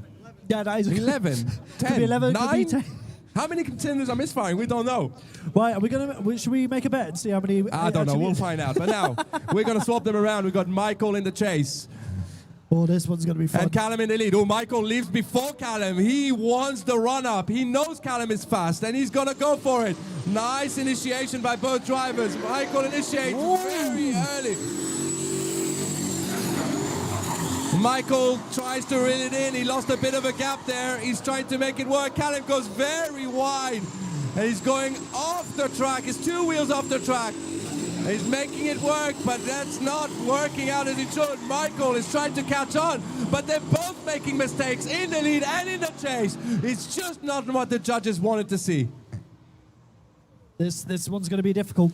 That is going to be difficult. First run is decided, but second run has thrown everything out of the park. Yep. Oh, God. I would not want to be in the judges' seat Callum's right now. initiation wasn't exactly perfect, but Michael initiated too early. I don't know why, and it's just a weird one. So we're going to send them out to our finish line, Amber, and she's going to let us know who is going to be the winner. Is it a one more time? It could be a one more time too. I mean, Turpy's got a lot of pace, surprisingly, with a misfire. And the winner is Michael Bennett. Moves on to the top 8. So now we have Kev Florence in the lead with Javis Williams in the chase. 2 S14s, one with the engine you love, one with the engine you don't really seem to be a fan of, compared to the man who says bin all SR20s against an SR20. So now is the chance to prove to see if his engine setup's better than what he hates. That is the question. I was just saying, this is the man who says bin SR20s against a man with an SR20. I mean, I did do that as well. I love SRs, but, you know. Yeah, that is... we don't like when they break, so here we go. Here we go, Kev Florence. Nice lead initiation. Managing to get a nice bit of pace, so Javis Williams struggling to keep up with him in the chase there. As they come through into outer clip 4, coming around into outer zone 5. Kev has got a nice bit of pace as Javis tries to get onto the door, but he fails to find the pace as they come around now into outer zone 7. There is a stark pace difference between the two of these drivers. The pace is insane on Kev. Yeah, because he's got an SR20. Of course it's good. Wow. Of course it's good. When He's you definitely drive got- an SR20 well, you can drive anything. That's all I'll say. That is true. That is true. To be fair, Kev does have the better throttle commitment between the two of them as well. Like, as we've seen. I mean, he in does have previous more races. power as well, doesn't he? Because like Jarvis, as much as a good setup, he must not have more than 300 horsepower. 316 roughly. 316, at its so best. 300, yeah. So here we go. We're swapping them around, Brandon. How Here is we go. Kev going to deal with Jarvis? We'll have to see as they come around into the initiation. Nice initiation there from Javis as they come through to outer clip 2. A little bit shallow there on Javis's end. On outer clip 2, through into clip 3, but Kev is right there on the side of that BPS 14 as they come around out zone 5, transitioning across into outer clip 6. Whoa, but he straightens! Oh no, Kev, come on! As they come around across the line, he thrown it away. He's thrown it away. He thrown made it a dive, away. and he just didn't commit to it. He just did not get it right. Oh, Imagine if it was the SR that bogged. oh well. There's no way. Oh, I'm going for Kev because he is such a nice guy as well and an incredible driver, and he's been on such good form today.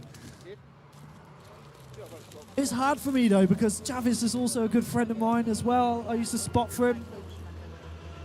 Yeah, I'm waiting for that. I'm waiting for the far end of the embankment to raise up.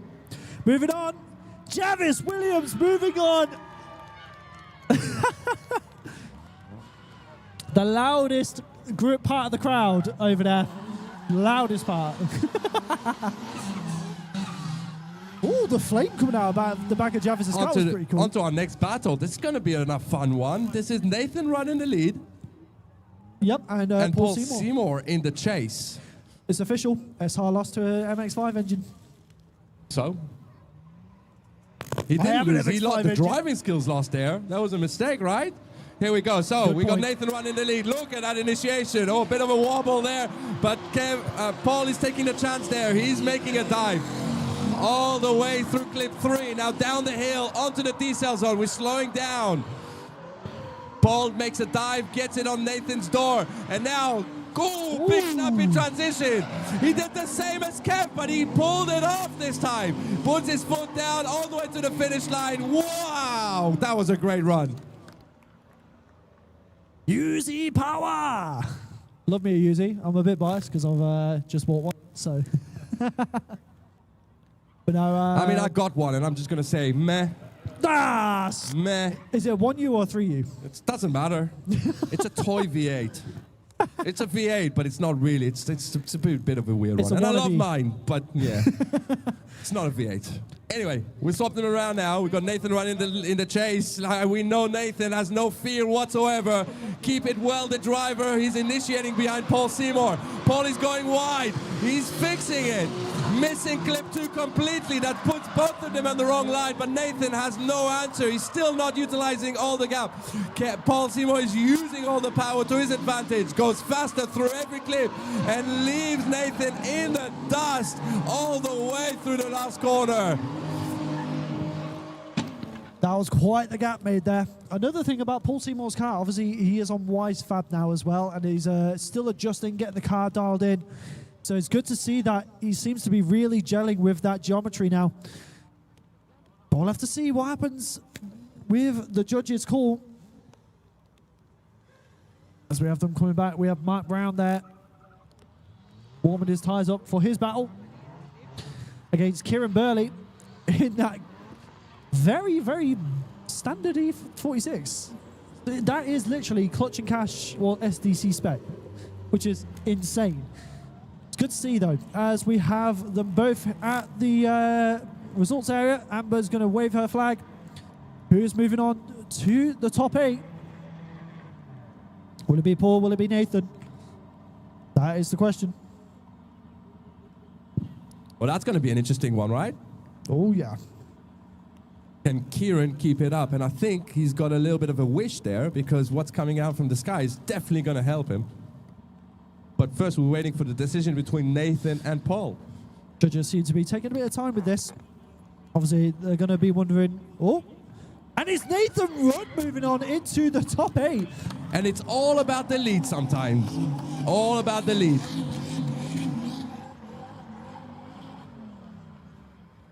I can see Stu McLennan up there, just his head just down talking. in the paperwork.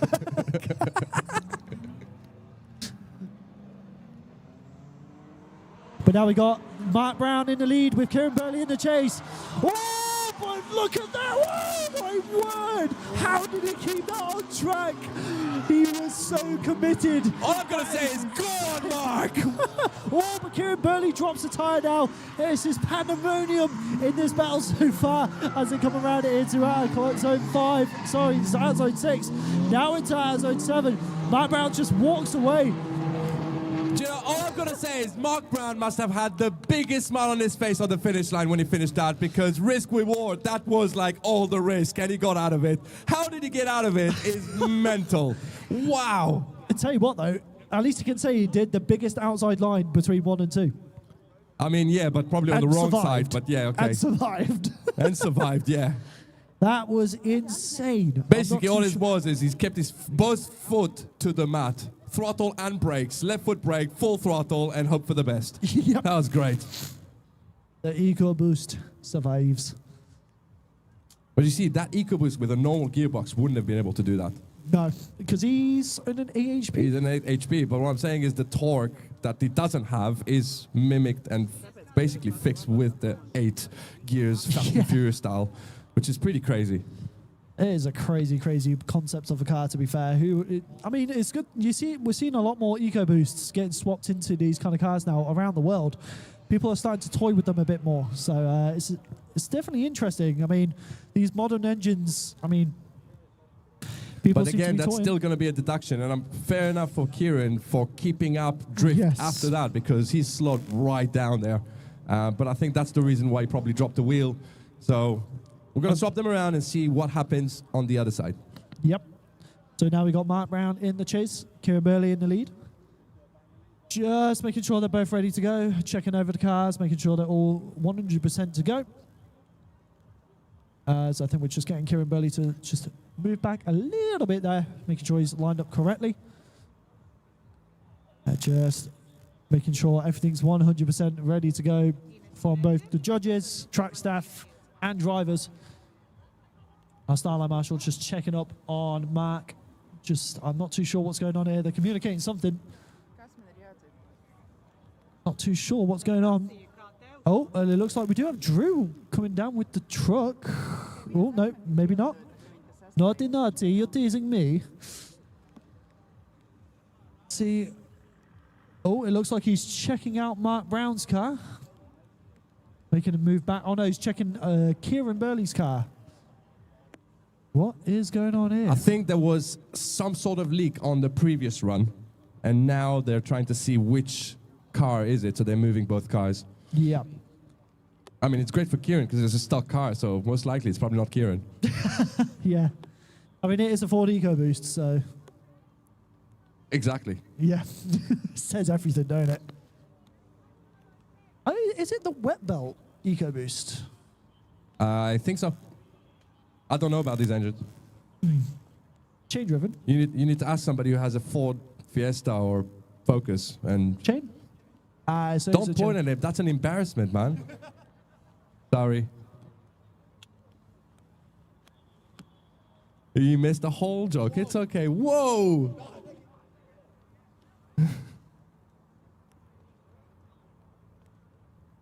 No. We don't talk about Fiestas. You kind of outed yourself out there. Oh, no, it gets worse.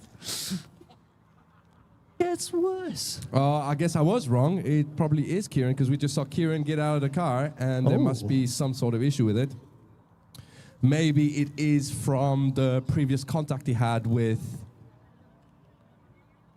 So I've got Matt Smith next to me, one of our sponsors, Volkscraft. Who do you think's going to get the top spot?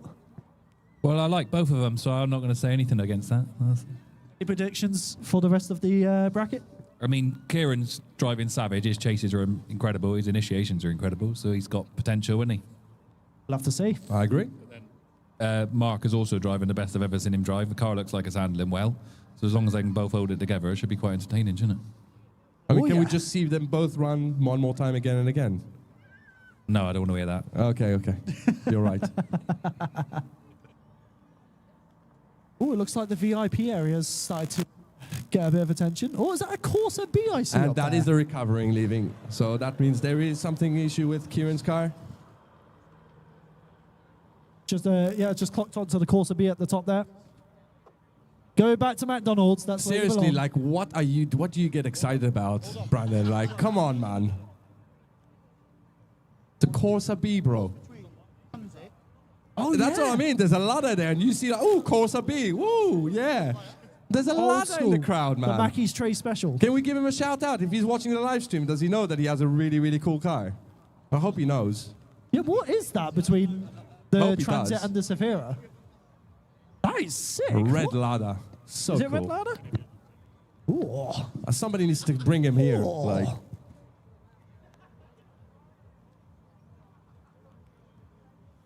bring your car. I want to do a skid. I've got a friend in Russia who does a lot of snow drifting over there, and he is nuts. He is mental.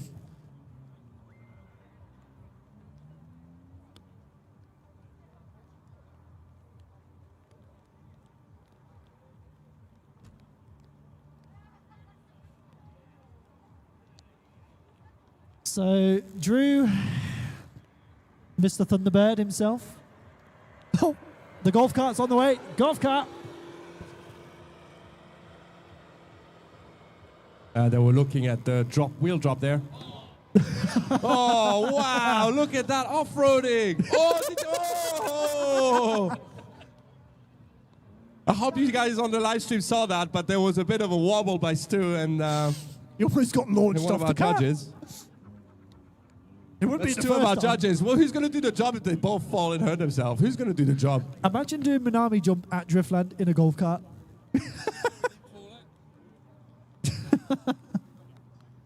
That golf cart did have a roof on it before this weekend. It did. I'm not going to say why, but just know it's Stu's fault.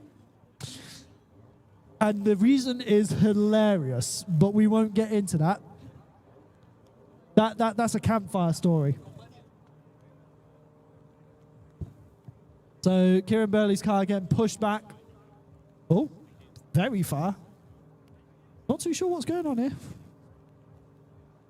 Ooh, not the most ideal thing. I'm seeing some very, very beautiful pooches around in the spectator area.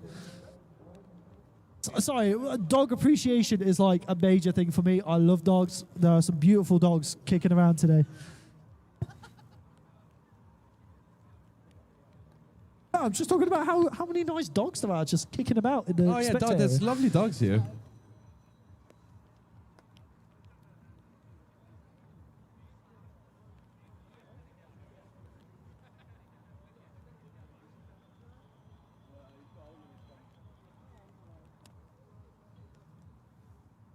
So we're just cleaning up that area at the start line.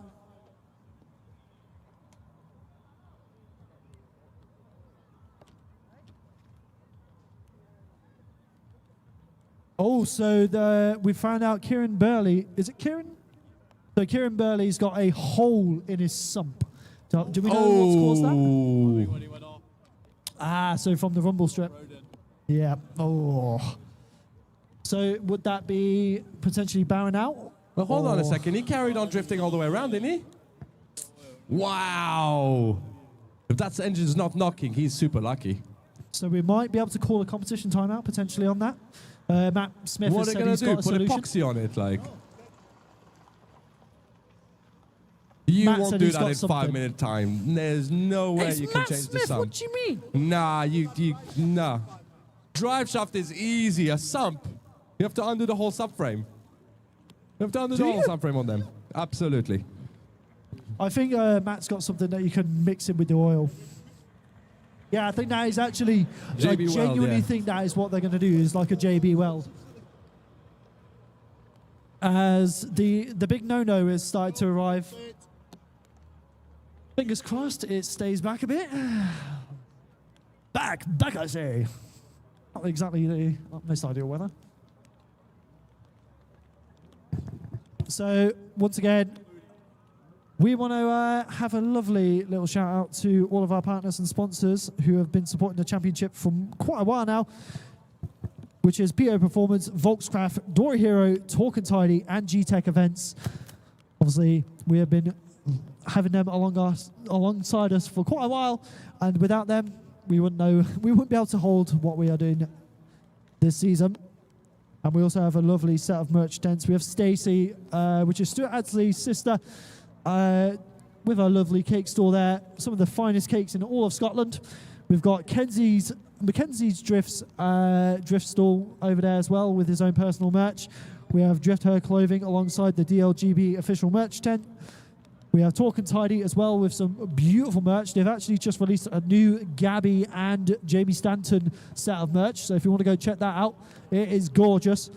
And then we have PO Performance as well. And they have actually just launched their newest bit of merch, which is the Little Harry BMW shirt as well, and design, which is absolutely stunning. And if you're looking for anything parts-wise for engine conversions, lock kits, you name it, they have it. So make sure to go and check them out. And then we also have Driftland on top of that as well.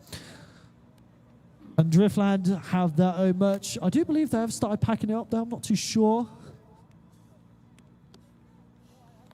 Yeah, so they have packed for the day. But yeah, so a big thank you to all of them for making all of this happen, adding more to the events. I can see the Betty Surf Drift team kind of just hanging out over here, watching the all the drama unfold. Having a good time. How are you, Martin? Having a good time? Kyle looks to be on much better form now. Looking very good in practice yesterday.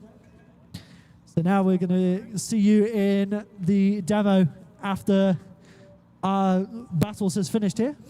before the podium.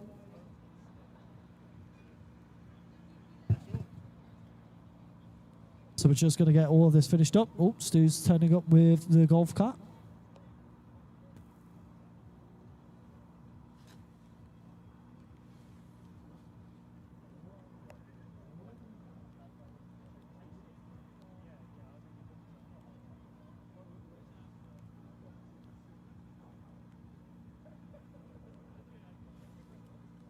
All I have is cars lining up, and I have whatever you see there. Nothing's happening on the track at the moment.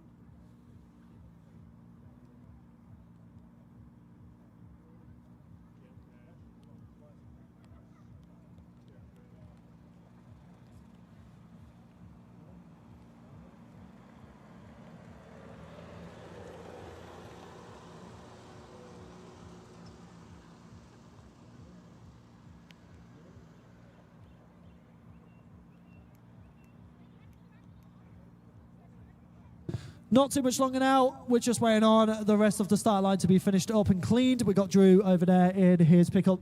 I think he's going to be going recovering someone potentially, or he'll be moving cleaning materials around. He's got some lovely Drift League GB flags on there, some logos. He's looking very branded up, very dapper, very spicy, suave. I don't know how you say it. Groovy, baby. Big shout out to everyone who's come through as well, spectators, family, friends of all the drivers and crew. Without all of you, this would be a lot different. So thank you for all coming through. We still have Class 1 battles and qualifying tomorrow as well. So we've got even more exciting action tomorrow on the 7th of June, same time. But this is currently Class 2 powered by PO Performance. We hope you're enjoying so far. We will be moving to the top 8 soon. We're just finishing off our top 16 bracket. I can see Maximus's team van over in the VIP area. They've just arrived. Awesome, awesome car. He's a heavy sim driver as well. So he spends a lot of time in the simulator finessing his craft in there. Definitely need to get some seat time with him at some point. You know what, Martin? I've spoke to Matt. I want to get your opinion. Who do you think is going to be getting the top spot in Class 2? I'm trying to think who's actually in it. Who's still in it? So we got a lot of Devon guys in it still. A lot of Devon guys in it still. They're taking over. Yeah, I just obviously thought about Alex out there. I mean, he's just an absolutely amazing driver, cocky little so-and-so, but he is a good driver and he's looking good. Real stylish, always on the line. You know, he's going to be hard to beat anyway. Fingers crossed. Yeah, fingers crossed. Like I say, Devon boys, we'll all do it. Well, we'll see you in the Class 1 demos hopefully in a bit, if we don't run over too much. And we'll see you at Class 1 tomorrow. Good luck. Cheers, mate.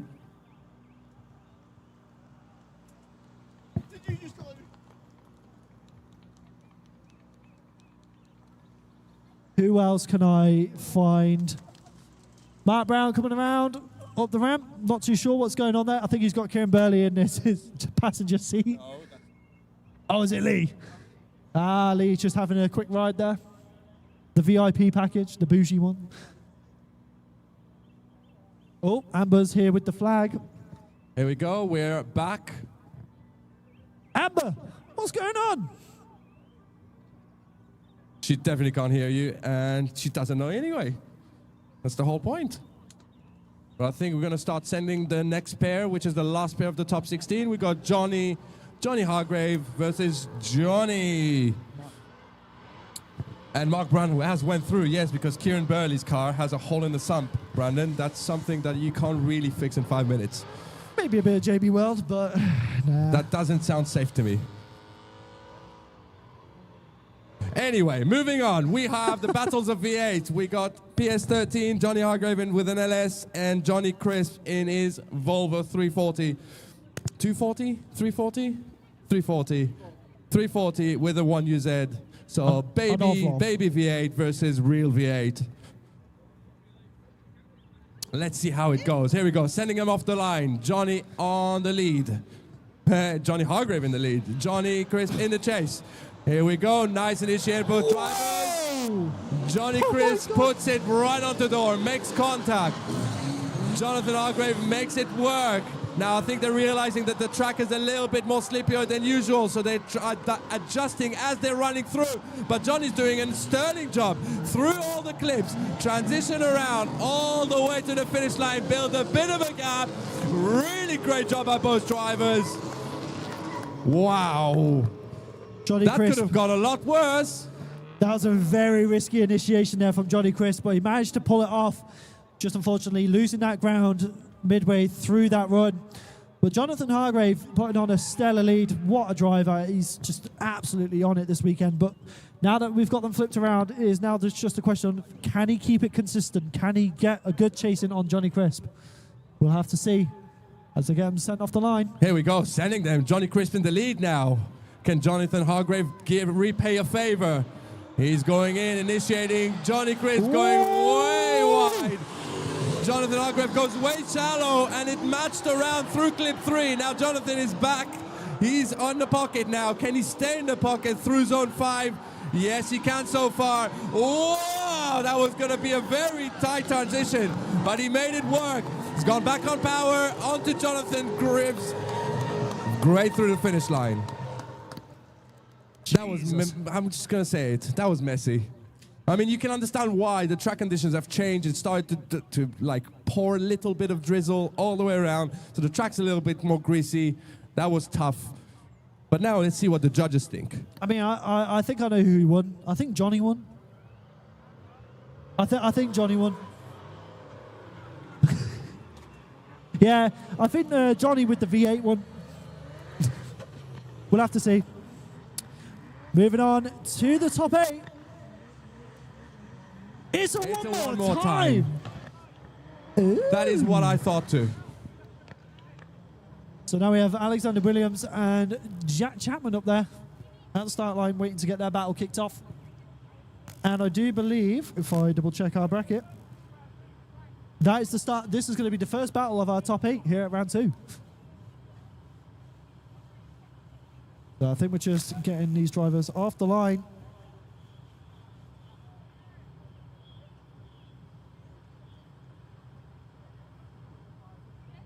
I'm not too sure why these two drivers... Oh. I think he's checking his fuel levels. You can do that in the pits, mate. Come on. Well, that's the point. They want to bring them back up because that's the last battle of the top 16. Oh, so here we go. Alex Williams in the lead. Jack Chapman in the chase. Here we go. E36 versus S14 coming around into the initiation now. Big flick there from Alex Williams. Puts the throttle down right there on the A-line. Coming around, Jack Chapman trying to catch up. But Alex Williams doing an incredible lead so far. So... Oh, but the big dive there onto the side of that S14 as they come around into the transition into outer zone 6. Look at this from Alex Williams coming around into the last corner across to outer zone 7 and across the line. Jack Chapman just falling behind a little bit there. Definitely struggling with the pace of Alex. That was quite the lead.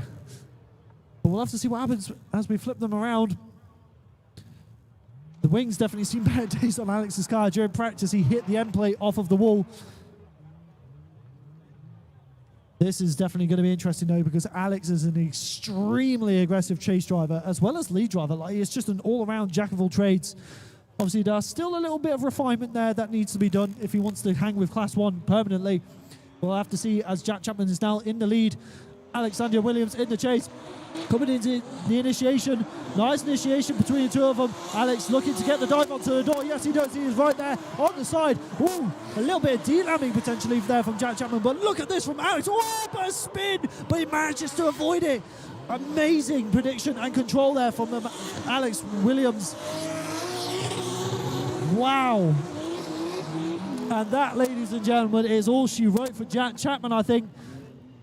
Yep, I did see a D-lam from... Yep, so the tyre did D-lam from Jack Chapman's car.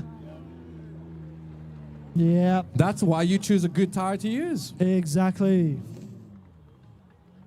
That is very unfortunate for Jack Chapman, but unfortunately that is how the cookie crumbles in drifting. It can't be perfect all the time. And sometimes you have to pay for the best to be the best.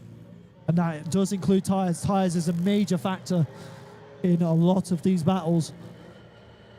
As Alex Williams comes up to our results area, Amber's going to give us the wave of the flag. And Alex Williams moves on to the top 4 once again.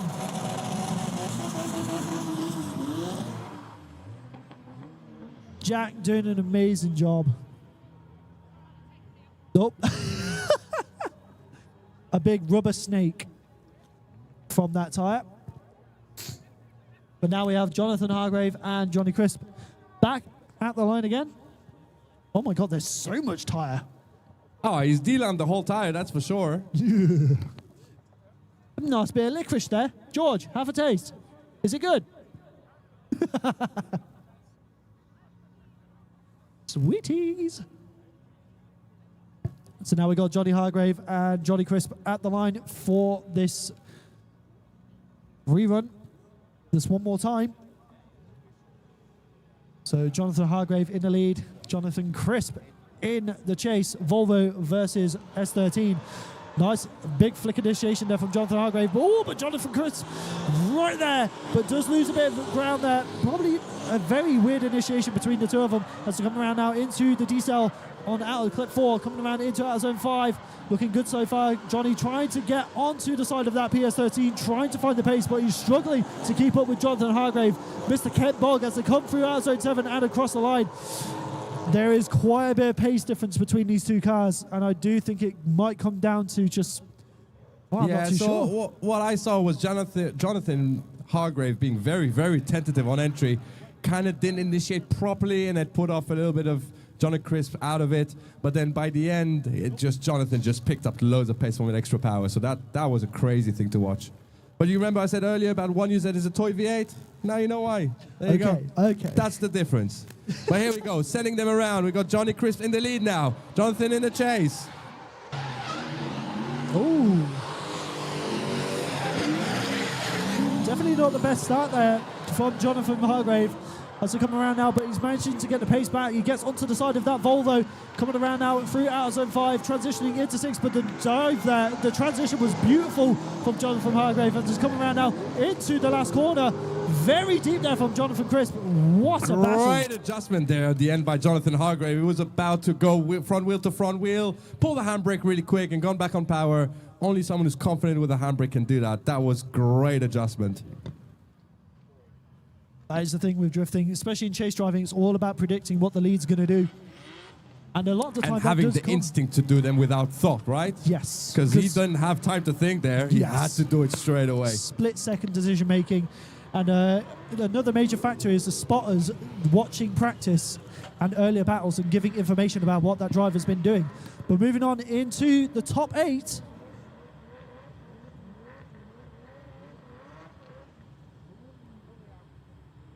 No, it looks like it's a clear cut, but I don't think it is as clear cut as we think. Judges are definitely looking at this.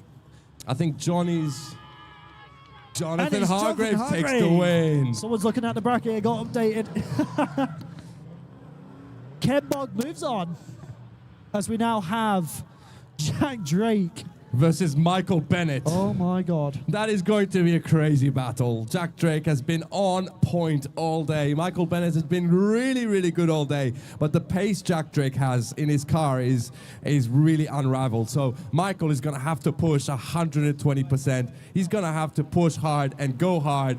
And here we go. We're sending them off the line. Jack in the lead, Michael in the chase. Let's see what happens. Nice initiative by both drivers. Michael's back on power. He's starting to reel in the proximity. He's keeping the nice line, but Jack is on a flying one.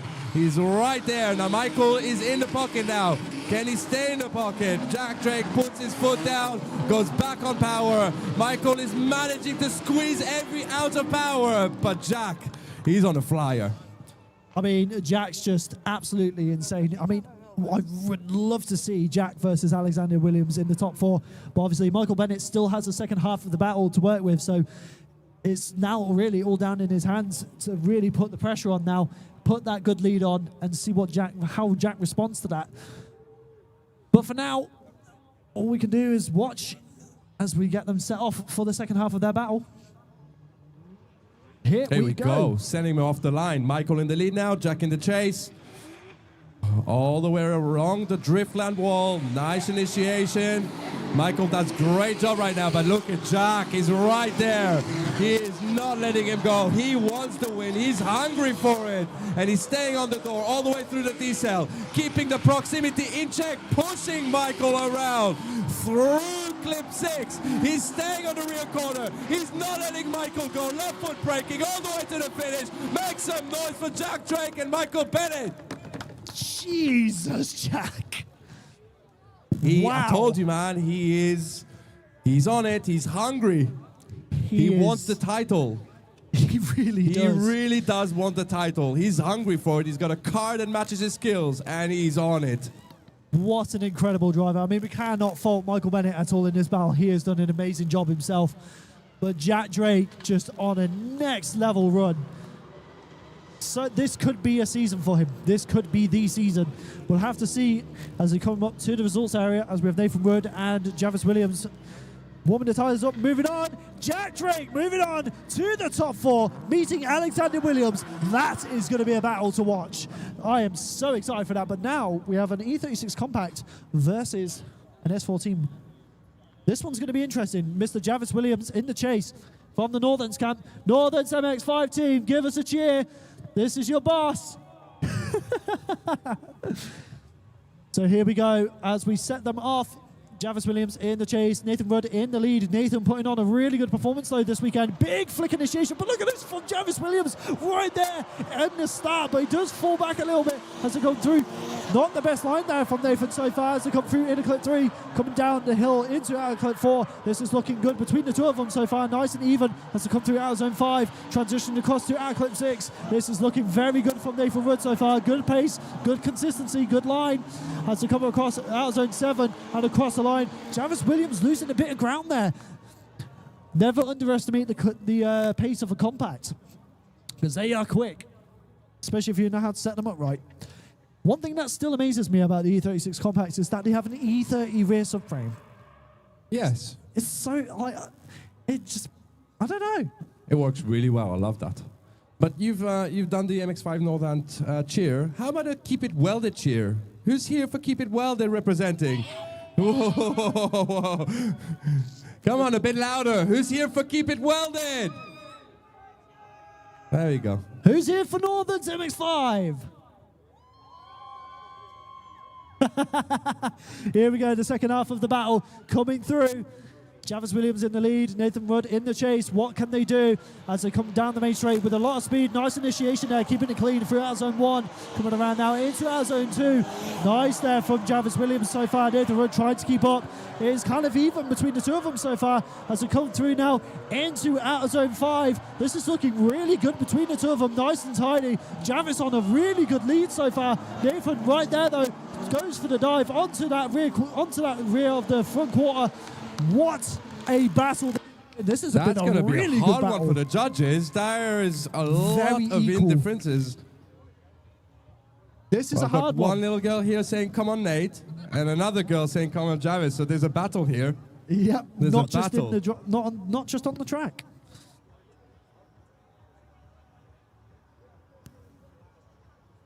This is definitely not easy for the judges to be judging. I wouldn't want to be in their seats. This is quite the battle. We'll have to see what happens though as we get them coming into the off ramp. This would be Javis's best event if he gets through into the top 4. But moving on to the top 4, Javis Williams moving on to the top 4. Wow.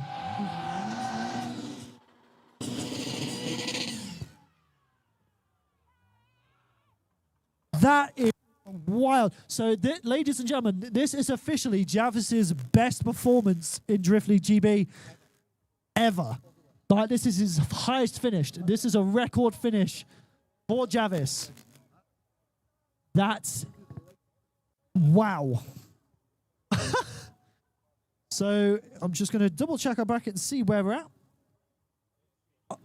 I think we are set for the top 4. Nope. So we've got Mark Brown versus Jonathan Hargrave. That is going to be a battle. Oh, that's going to be friends. fun. And then Alex Williams against Jack Drake. Oh, I feel like I'm being treated. What a day it's been so far. No, because this is battle for.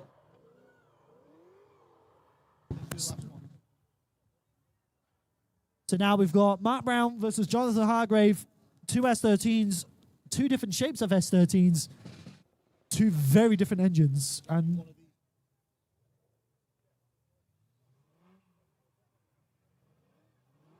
so whoever wins this battle will meet Javis Williams in the top 4. You've been handed a handbrake, Yogi. I'm just testing the prize from PO Performance. This is a really cool handbrake, you know? Is that the PO Performance Badger Award? It is the PO Performance Award. Oh, okay. Yeah, and I already know who got it, and he well deserved, but I'm going to keep it to myself now until podium. It's a secret. So now we got Mark Brown in the lead. We've got Jonathan in the chase.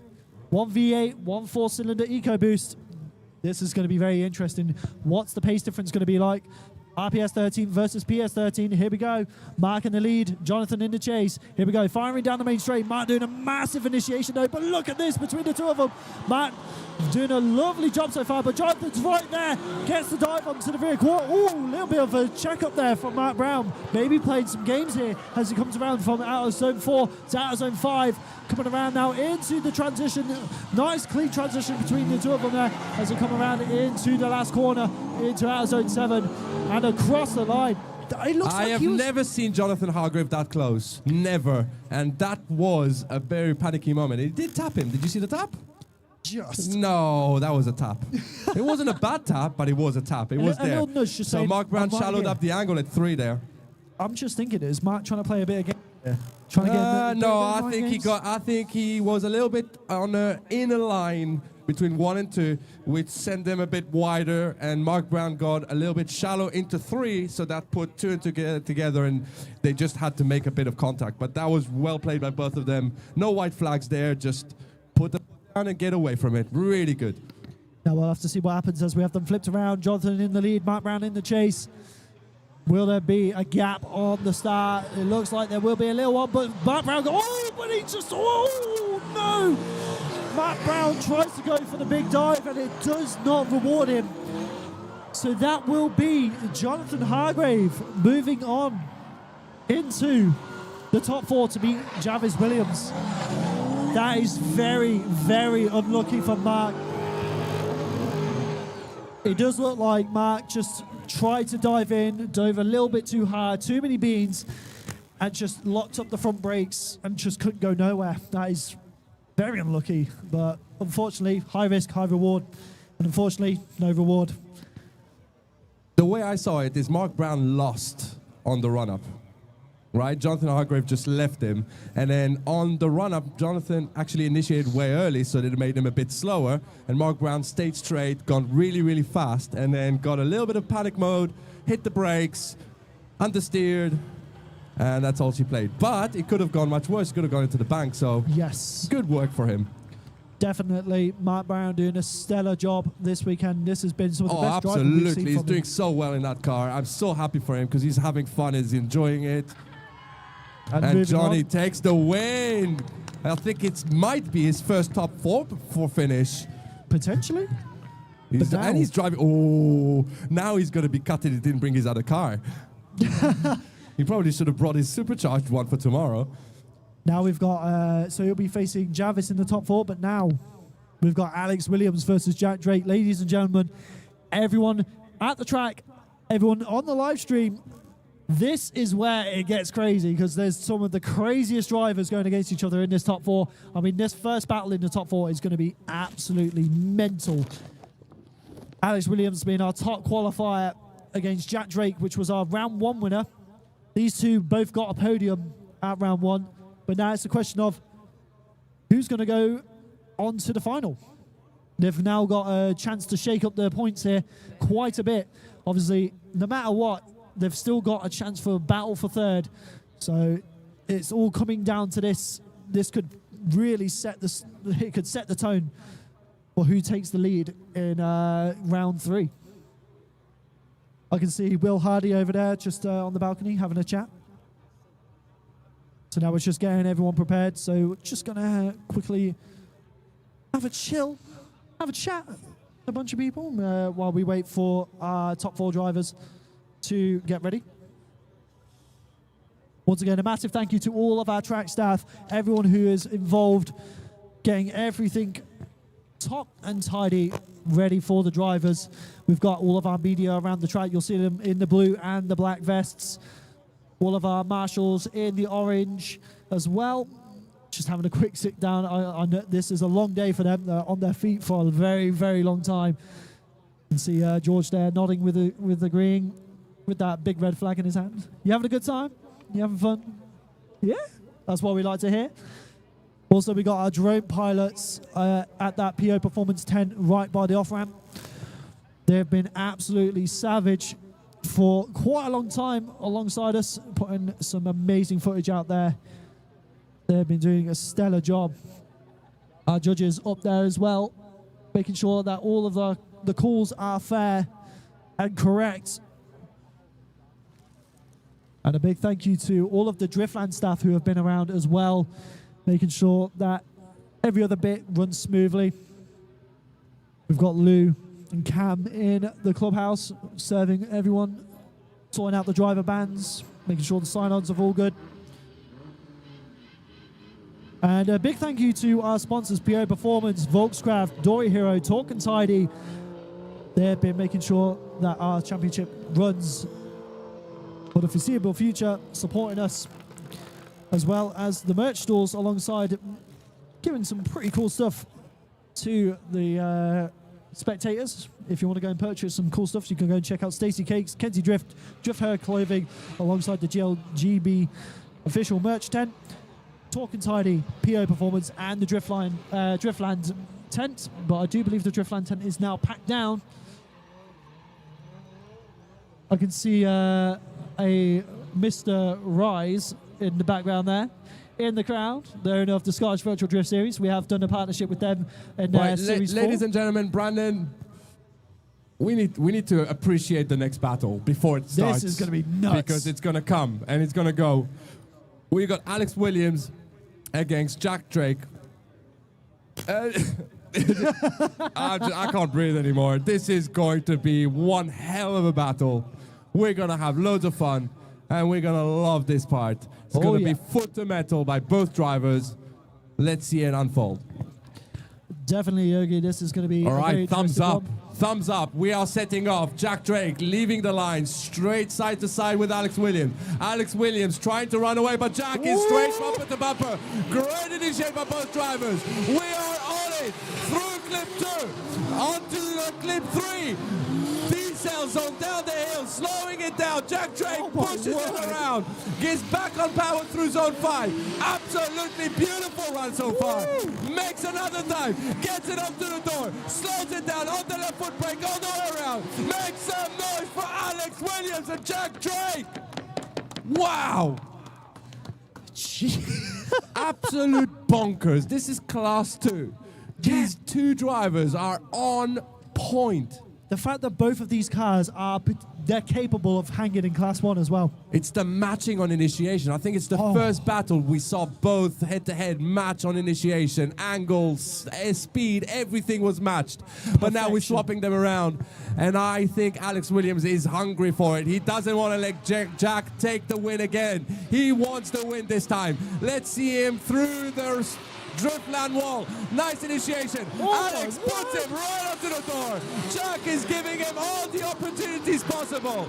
Onto the D-cell zone. They're both slowing down. Alex pushes him around. Taps his door. Says, I'm right here. Through clip 6. Alex Williams makes a dice, but he messes it up. He goes on the inside, and Jack puts his foot down and moves away. Oh my God, you couldn't write this off. Better initiation, but he lost proximity towards the end. I don't know. This could be a one more time. This could be a one more time. Wow. Wow. That is just insane. I am speechless. Genuinely speechless. These two drivers. Now look, I just want you to look at one thing, at Jack Drake's back wheel. It is absolutely flat. And look at Alex Williams, I don't even see a tire. The wheel, the rim is almost touching the floor. These guys are running super low pressures. And the winner is Jack Drake for the second time. Make some noise for Alex Williams and Jack Drake. Let's just remember, Alex Williams does have a chance to get a podium still at the battle for third. I'm seeing a lot of shots. It's all about the lead, Brandon. It's all about the lead. That lead by Alex Williams was just messed up just at the last clip. That's the only difference I could see between two. And wow, the game between those two is insane. We are splitting hairs. Splitting hairs, and we're going to see both of them drive tomorrow, possibly. So they're going to put it against the big boys. This is going to be an insane day tomorrow. So if you're at home on the live stream and you're actually in the area, just come down. You're going to watch it live right here. And if you're here at Driftland, I'm sure you're going to see it tomorrow. But here we go. The second top 4 battle. We got Jonathan Hargrave and Jarvis. Two S bodies, two very different setups of cars. Yeah. One has got a big V8 with a sequential, and Jarvis is a simple man with a 1.8 turbo, 1.8 supercharged. That is going to be a battle. This is hard. This is a very hard one. Whoop! Jarvis always going into Jonathan in the burnout box. This, oh my word. You know what though? Being Jarvis' spotter last season, watching him come this far, like today is just unreal. His current spotter is an absolute legend. Those two have been working well together so much. But now it all comes down to this. Could Jarvis get into the final as well as Jonathan as we send them down the main straight? This is going to be very interesting as we get them firing down past the wall. Jarvis going for that lead. Oh my God. Look at this though. Oh, does lose a bit of ground there as they come around into clip 3. Does lose a lot of ground coming into out of clip 4 now, coming into out of zone 5. Transitioning across into out of zone 6. Losing so much ground. Jonathan Hargraves has so much pace. You can't stick with the bog. He is so fast.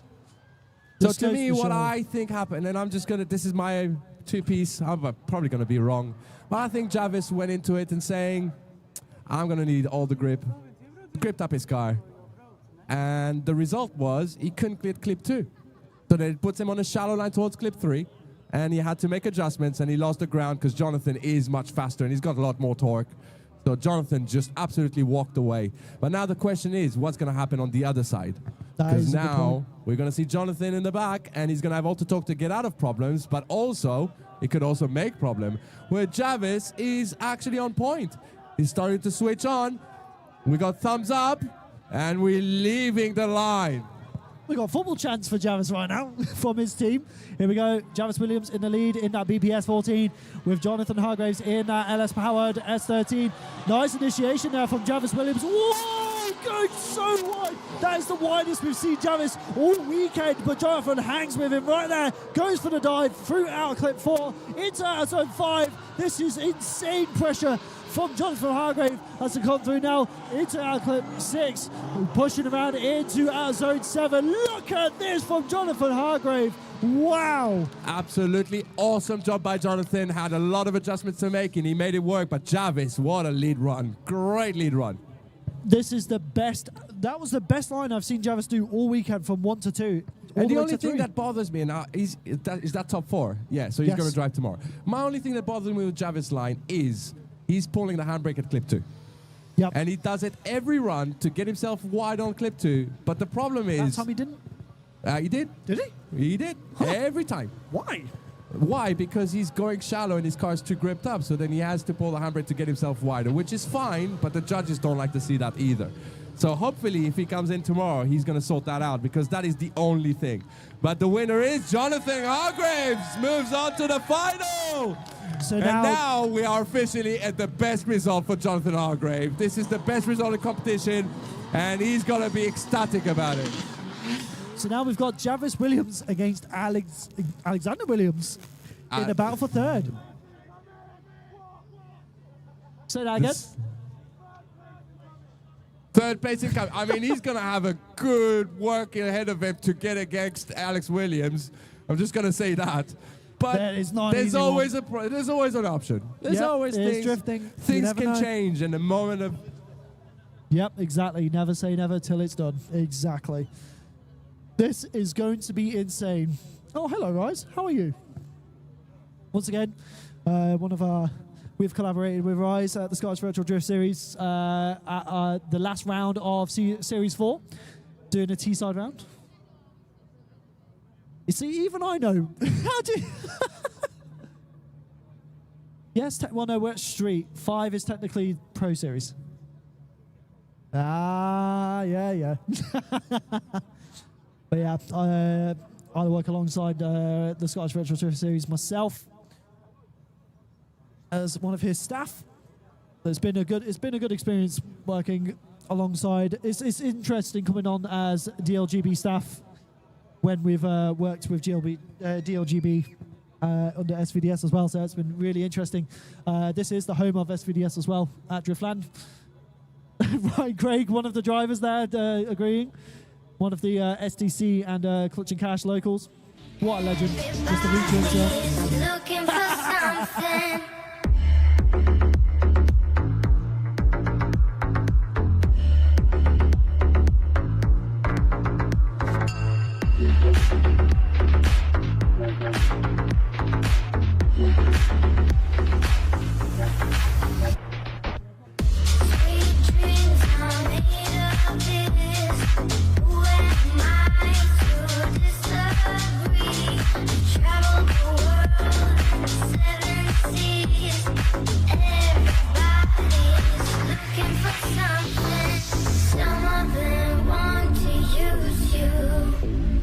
Some of them want to get used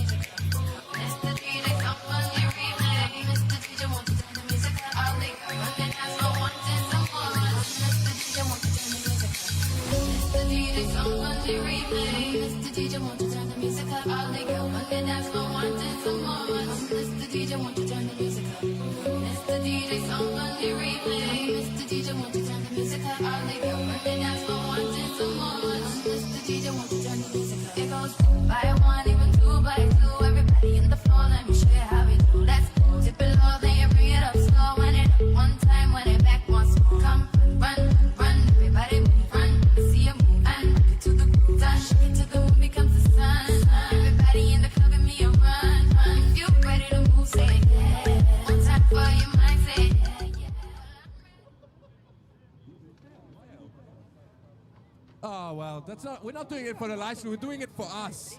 Yep. We're doing it for us. It's a party. Whoever's on the live stream at home, they're on the live stream at home. Driftland. They're not having fun anyway. That was terrible. I'll see myself out in a bit. So here we go. Here we go. So this is the third place playoff. The winner of this battle will get the first step on the podium. First step. Is it the first step or last step? Because it's third, but it was the first step on the podium. But it is third place. So I know Alex is going to be hungry for it, because any point right now is more points to stay close to Jack, because that's what it's all going to come down at the end of the year. Who's going to take the championship? So we're going to send them out, and we're going to see Alex in the lead and Jarvis in the chase.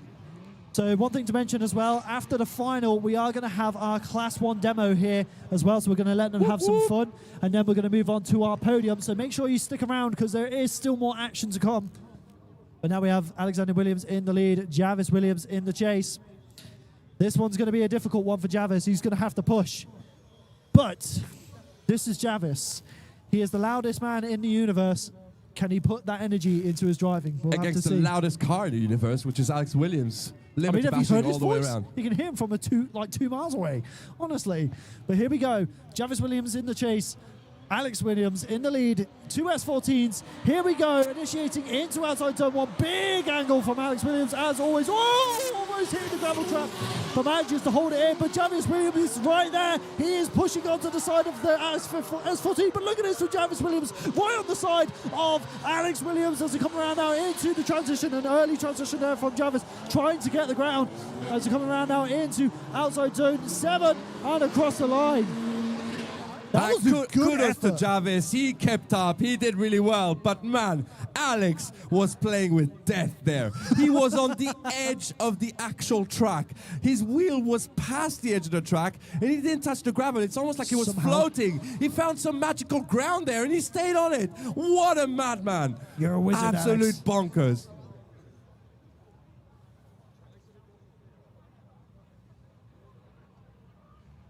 So now we're going to spin him around. Alex Williams in the chase. Jarvis Williams in the lead. Jarvis has really got to put everything on the line now if he wants to get that podium. I mean, technically, all he has to do right now is do a good lead. That's what he needs to do. That is He true. has no job other than doing the best lead he can. And here we go. We're setting them down. Nice initiation. Jarvis initiating really late, really well. Very good. And the same handbrake in the same place like every lap. And Alex Williams deals with it really well. Now he closes it up on him. He's hungry. He wants that third step. He's putting it up the door. And he's pushing Jarvis all the way around the last corner through the finish line. Make some noise, Driftland! Oh my God. I'll tell you what though, Jarvis is never going to forget this. Did you Never. notice it or not? No, you didn't. I know you didn't. Heath did. That wheel locked for a split second every single run he does. And that's absolutely fair because he's not impeding, he's not slowing down, but that quick adjustment is just not what it's supposed to be. But otherwise, wow, man, what a driver. Tell you what, moving to the S chassis is the best decision he ever made.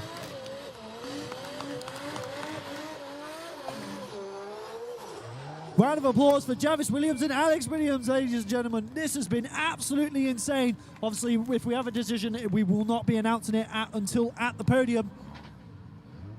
So we do have a decision. So now we're going to move on to our final battle of Class 2, powered by PO Performance, which is going to be Jack Drake and Jonathan Hargrave. And this one is going to be insane. As we have them going down now onto the track, just warming, getting a bit of scrubbing going, a bit of a time warmer. We've got people shouting things, I don't know why. And look at that. You see, there's one thing I love the most is when a judge is actually that passionate about drifting. And do you know what I see now? I see one of the judges, Tyler, just got out of the room and said, I want to watch it in live. I want to watch it from first person. And he knows it because I know him. He's been passionate about drifting for so long, and he's one of the greatest judges we've ever had, I think. But now we're going to see it live. We have the final. We have Jack Drake in his crazy pace T46 versus Jonathan Hargrave in his LS-powered PS13, and I think this is going to be great. It's going to be fireworks, it's going to be fun, and we're all going to watch it now.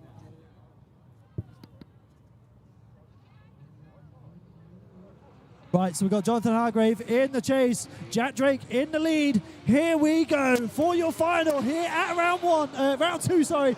Initiating into out zone 1, into out zone 2. This is looking good so far. Jonathan Hargrave is right there as he pushes up onto the door. Jack Drake does fall behind a little bit as they come into out zone 5.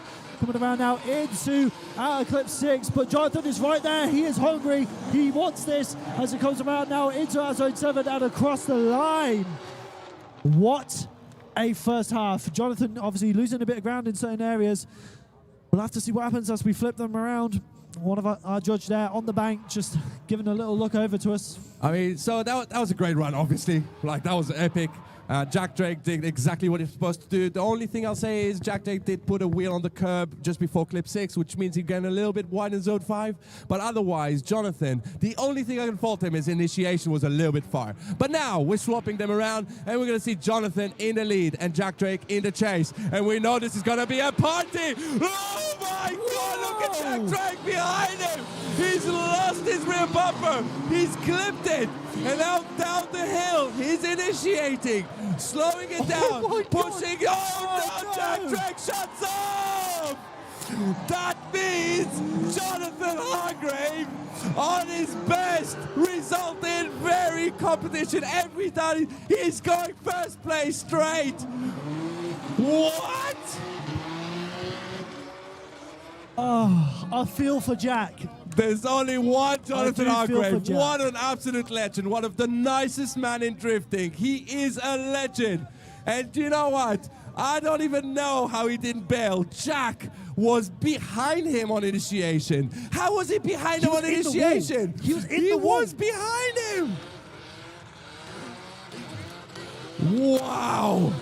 Driftland, I want to hear it. Make some noise for Jonathan and Jack. Wow, so we're going to be moving on to the podium, but first we are going to have our Class 1 demos. So don't leave, stick around because we enjoy the demos, because that's what you're going to see tomorrow. Enjoy. We're going to enjoy it with you. We're going to go and watch, and let's have some fun.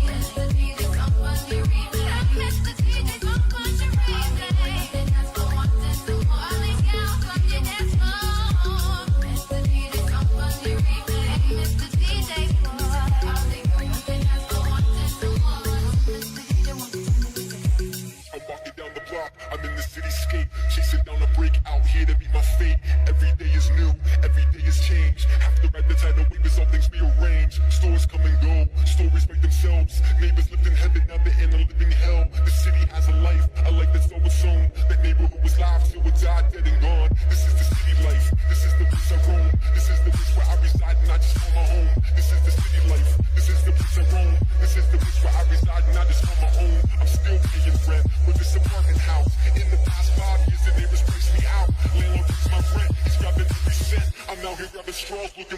So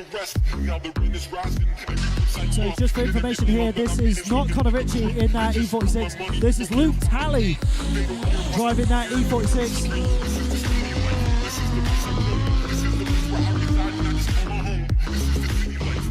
Are you not entertained?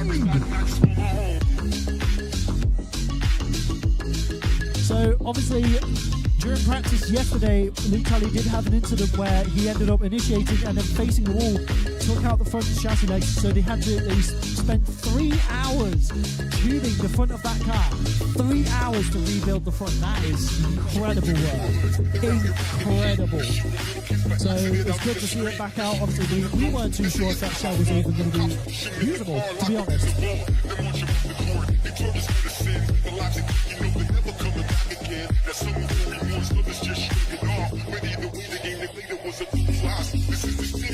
This is the place I roam. This is the place where I reside and I just call my home. This is the city life. This is the place I roam. This is the place where I reside and I just call my home.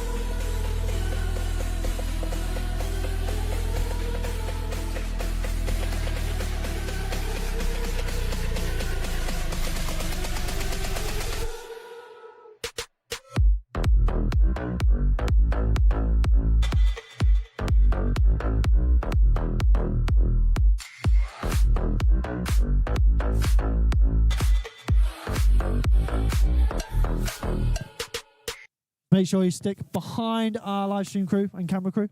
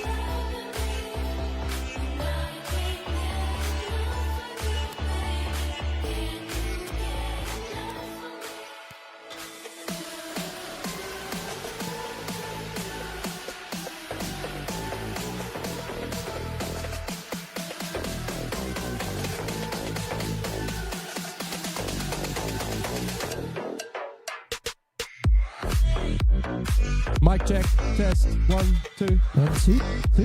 Mic We check. good? Mic check. Are we good? I can't shout. You don't want me to shout? It's like, that's asking like... Okay, I'll turn myself down, okay. Okay, I'll do what I need to. I like Gordon there, thank you. Okay, right, first of all, Driftland, have you been entertained? That's not enough. Driftland, have you been entertained? I mean, probably one of the best top 4 we've had in a long time in Class 2. That was absolutely awesome. But first, we want to thank you guys for watching. It's been great. You guys at home, thank you for watching. We have 3 steps on the podium, a 4-step driver, and we have a hard charger award and PO Performance Award. Now, for the first time, I think, in history of Drift League, we are giving the PO Performance Award to the same guy that's gaining the Hard Charger Award. Bear in mind, it's the weekend's Hard Charger Award. So the judges decided to give it out today, even though tomorrow hasn't happened yet. And I think you'll all agree that the driver has really, really well deserved it. So for the winner of the PO Performance Award and the Hard Charger Award, to a man who's been on fire today, quite literally and figuratively, give a round of applause for William Hardy!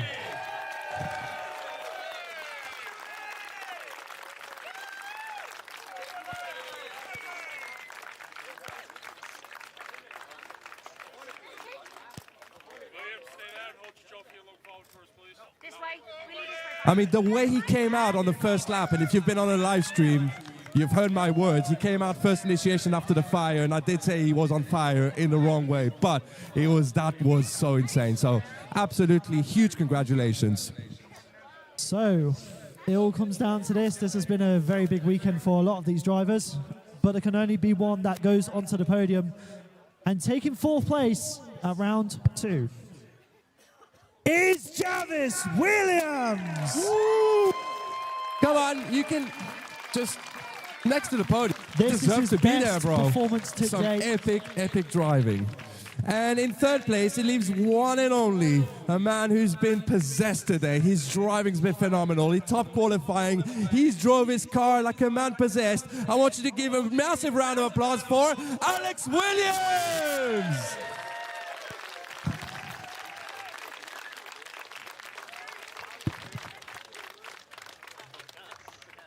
So now we move on to our final 2, right? Yes, the final 2 is going to be on the top step. So we're going to stop in second place. I'll give you the honors, Brandon. Second place. Both of these drivers have got so much talent, but only one can take the top spot. Second place, here at round 2, and is Jack Drake.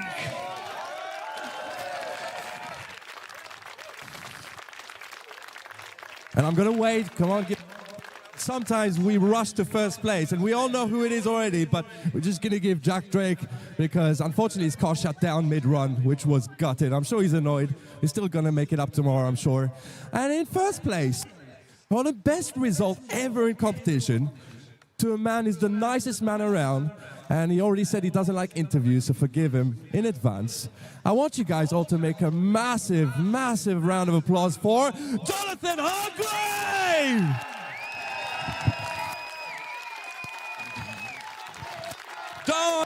Johnny!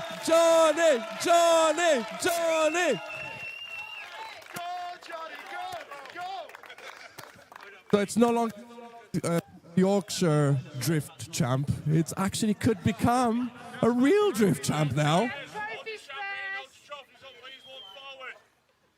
So good to see him on podium, especially on first place. What a man.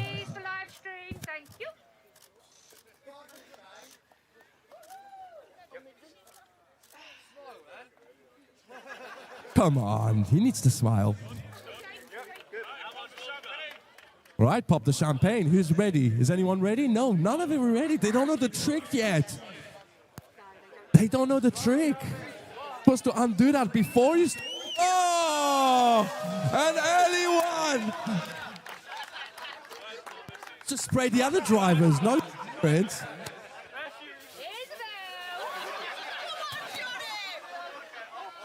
Oh, is that to mom? And Johnny, do you know? All right, first time, Johnny. I think many are coming. Many more champagnes are coming. First time. Oh, he's a wine drinker, is he? Okay.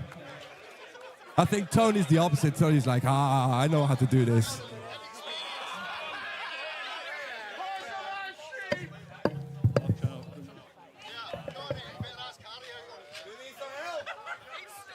A little bit, yeah. Where's Harry? Harry, you know how to open them. You gave a dodgy bottle to the. No, you need to spray a bottle. Hold on, wait. Just there you go. So you get used to it. Oh. I've never had so much suspense in my life. Do not spray me! I dare you! And pop it!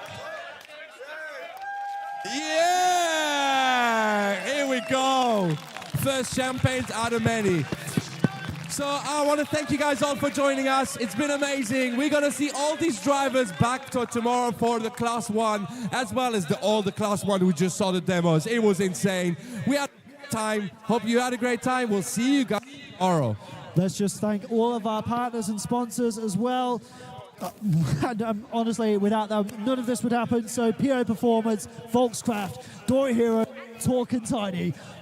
Brought to you by PO Performance. That is a wrap for round 2. We'll see you tomorrow on the 7th for Class 1. We'll see you then.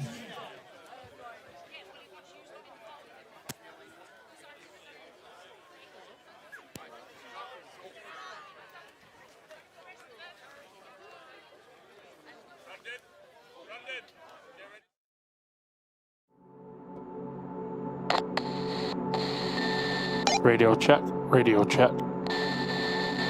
Copy, loud and clear. Okay, track is live, send cars.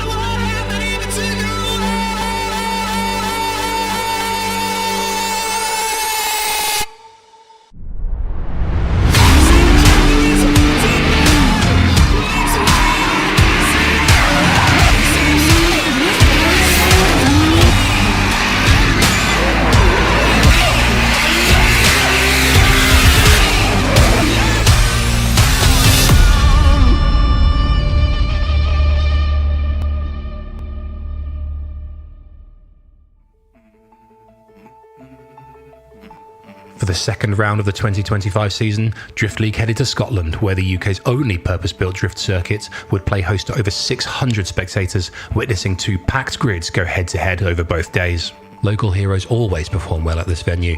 In Class 2, Round 1 winner Kieran Bond would only be out-qualified by 1 point, missing out to Ryan Milton. And capitalising on momentum fresh from first-place wins at Round 1 of Drift League as well as IDS, Harry Kerr would return in an attempt to extend his championship lead. Summer holiday, having fun. Happiness is between 2 buds. Feeling funky on a rolling wall. Smiles bend all over, can't control how I feel.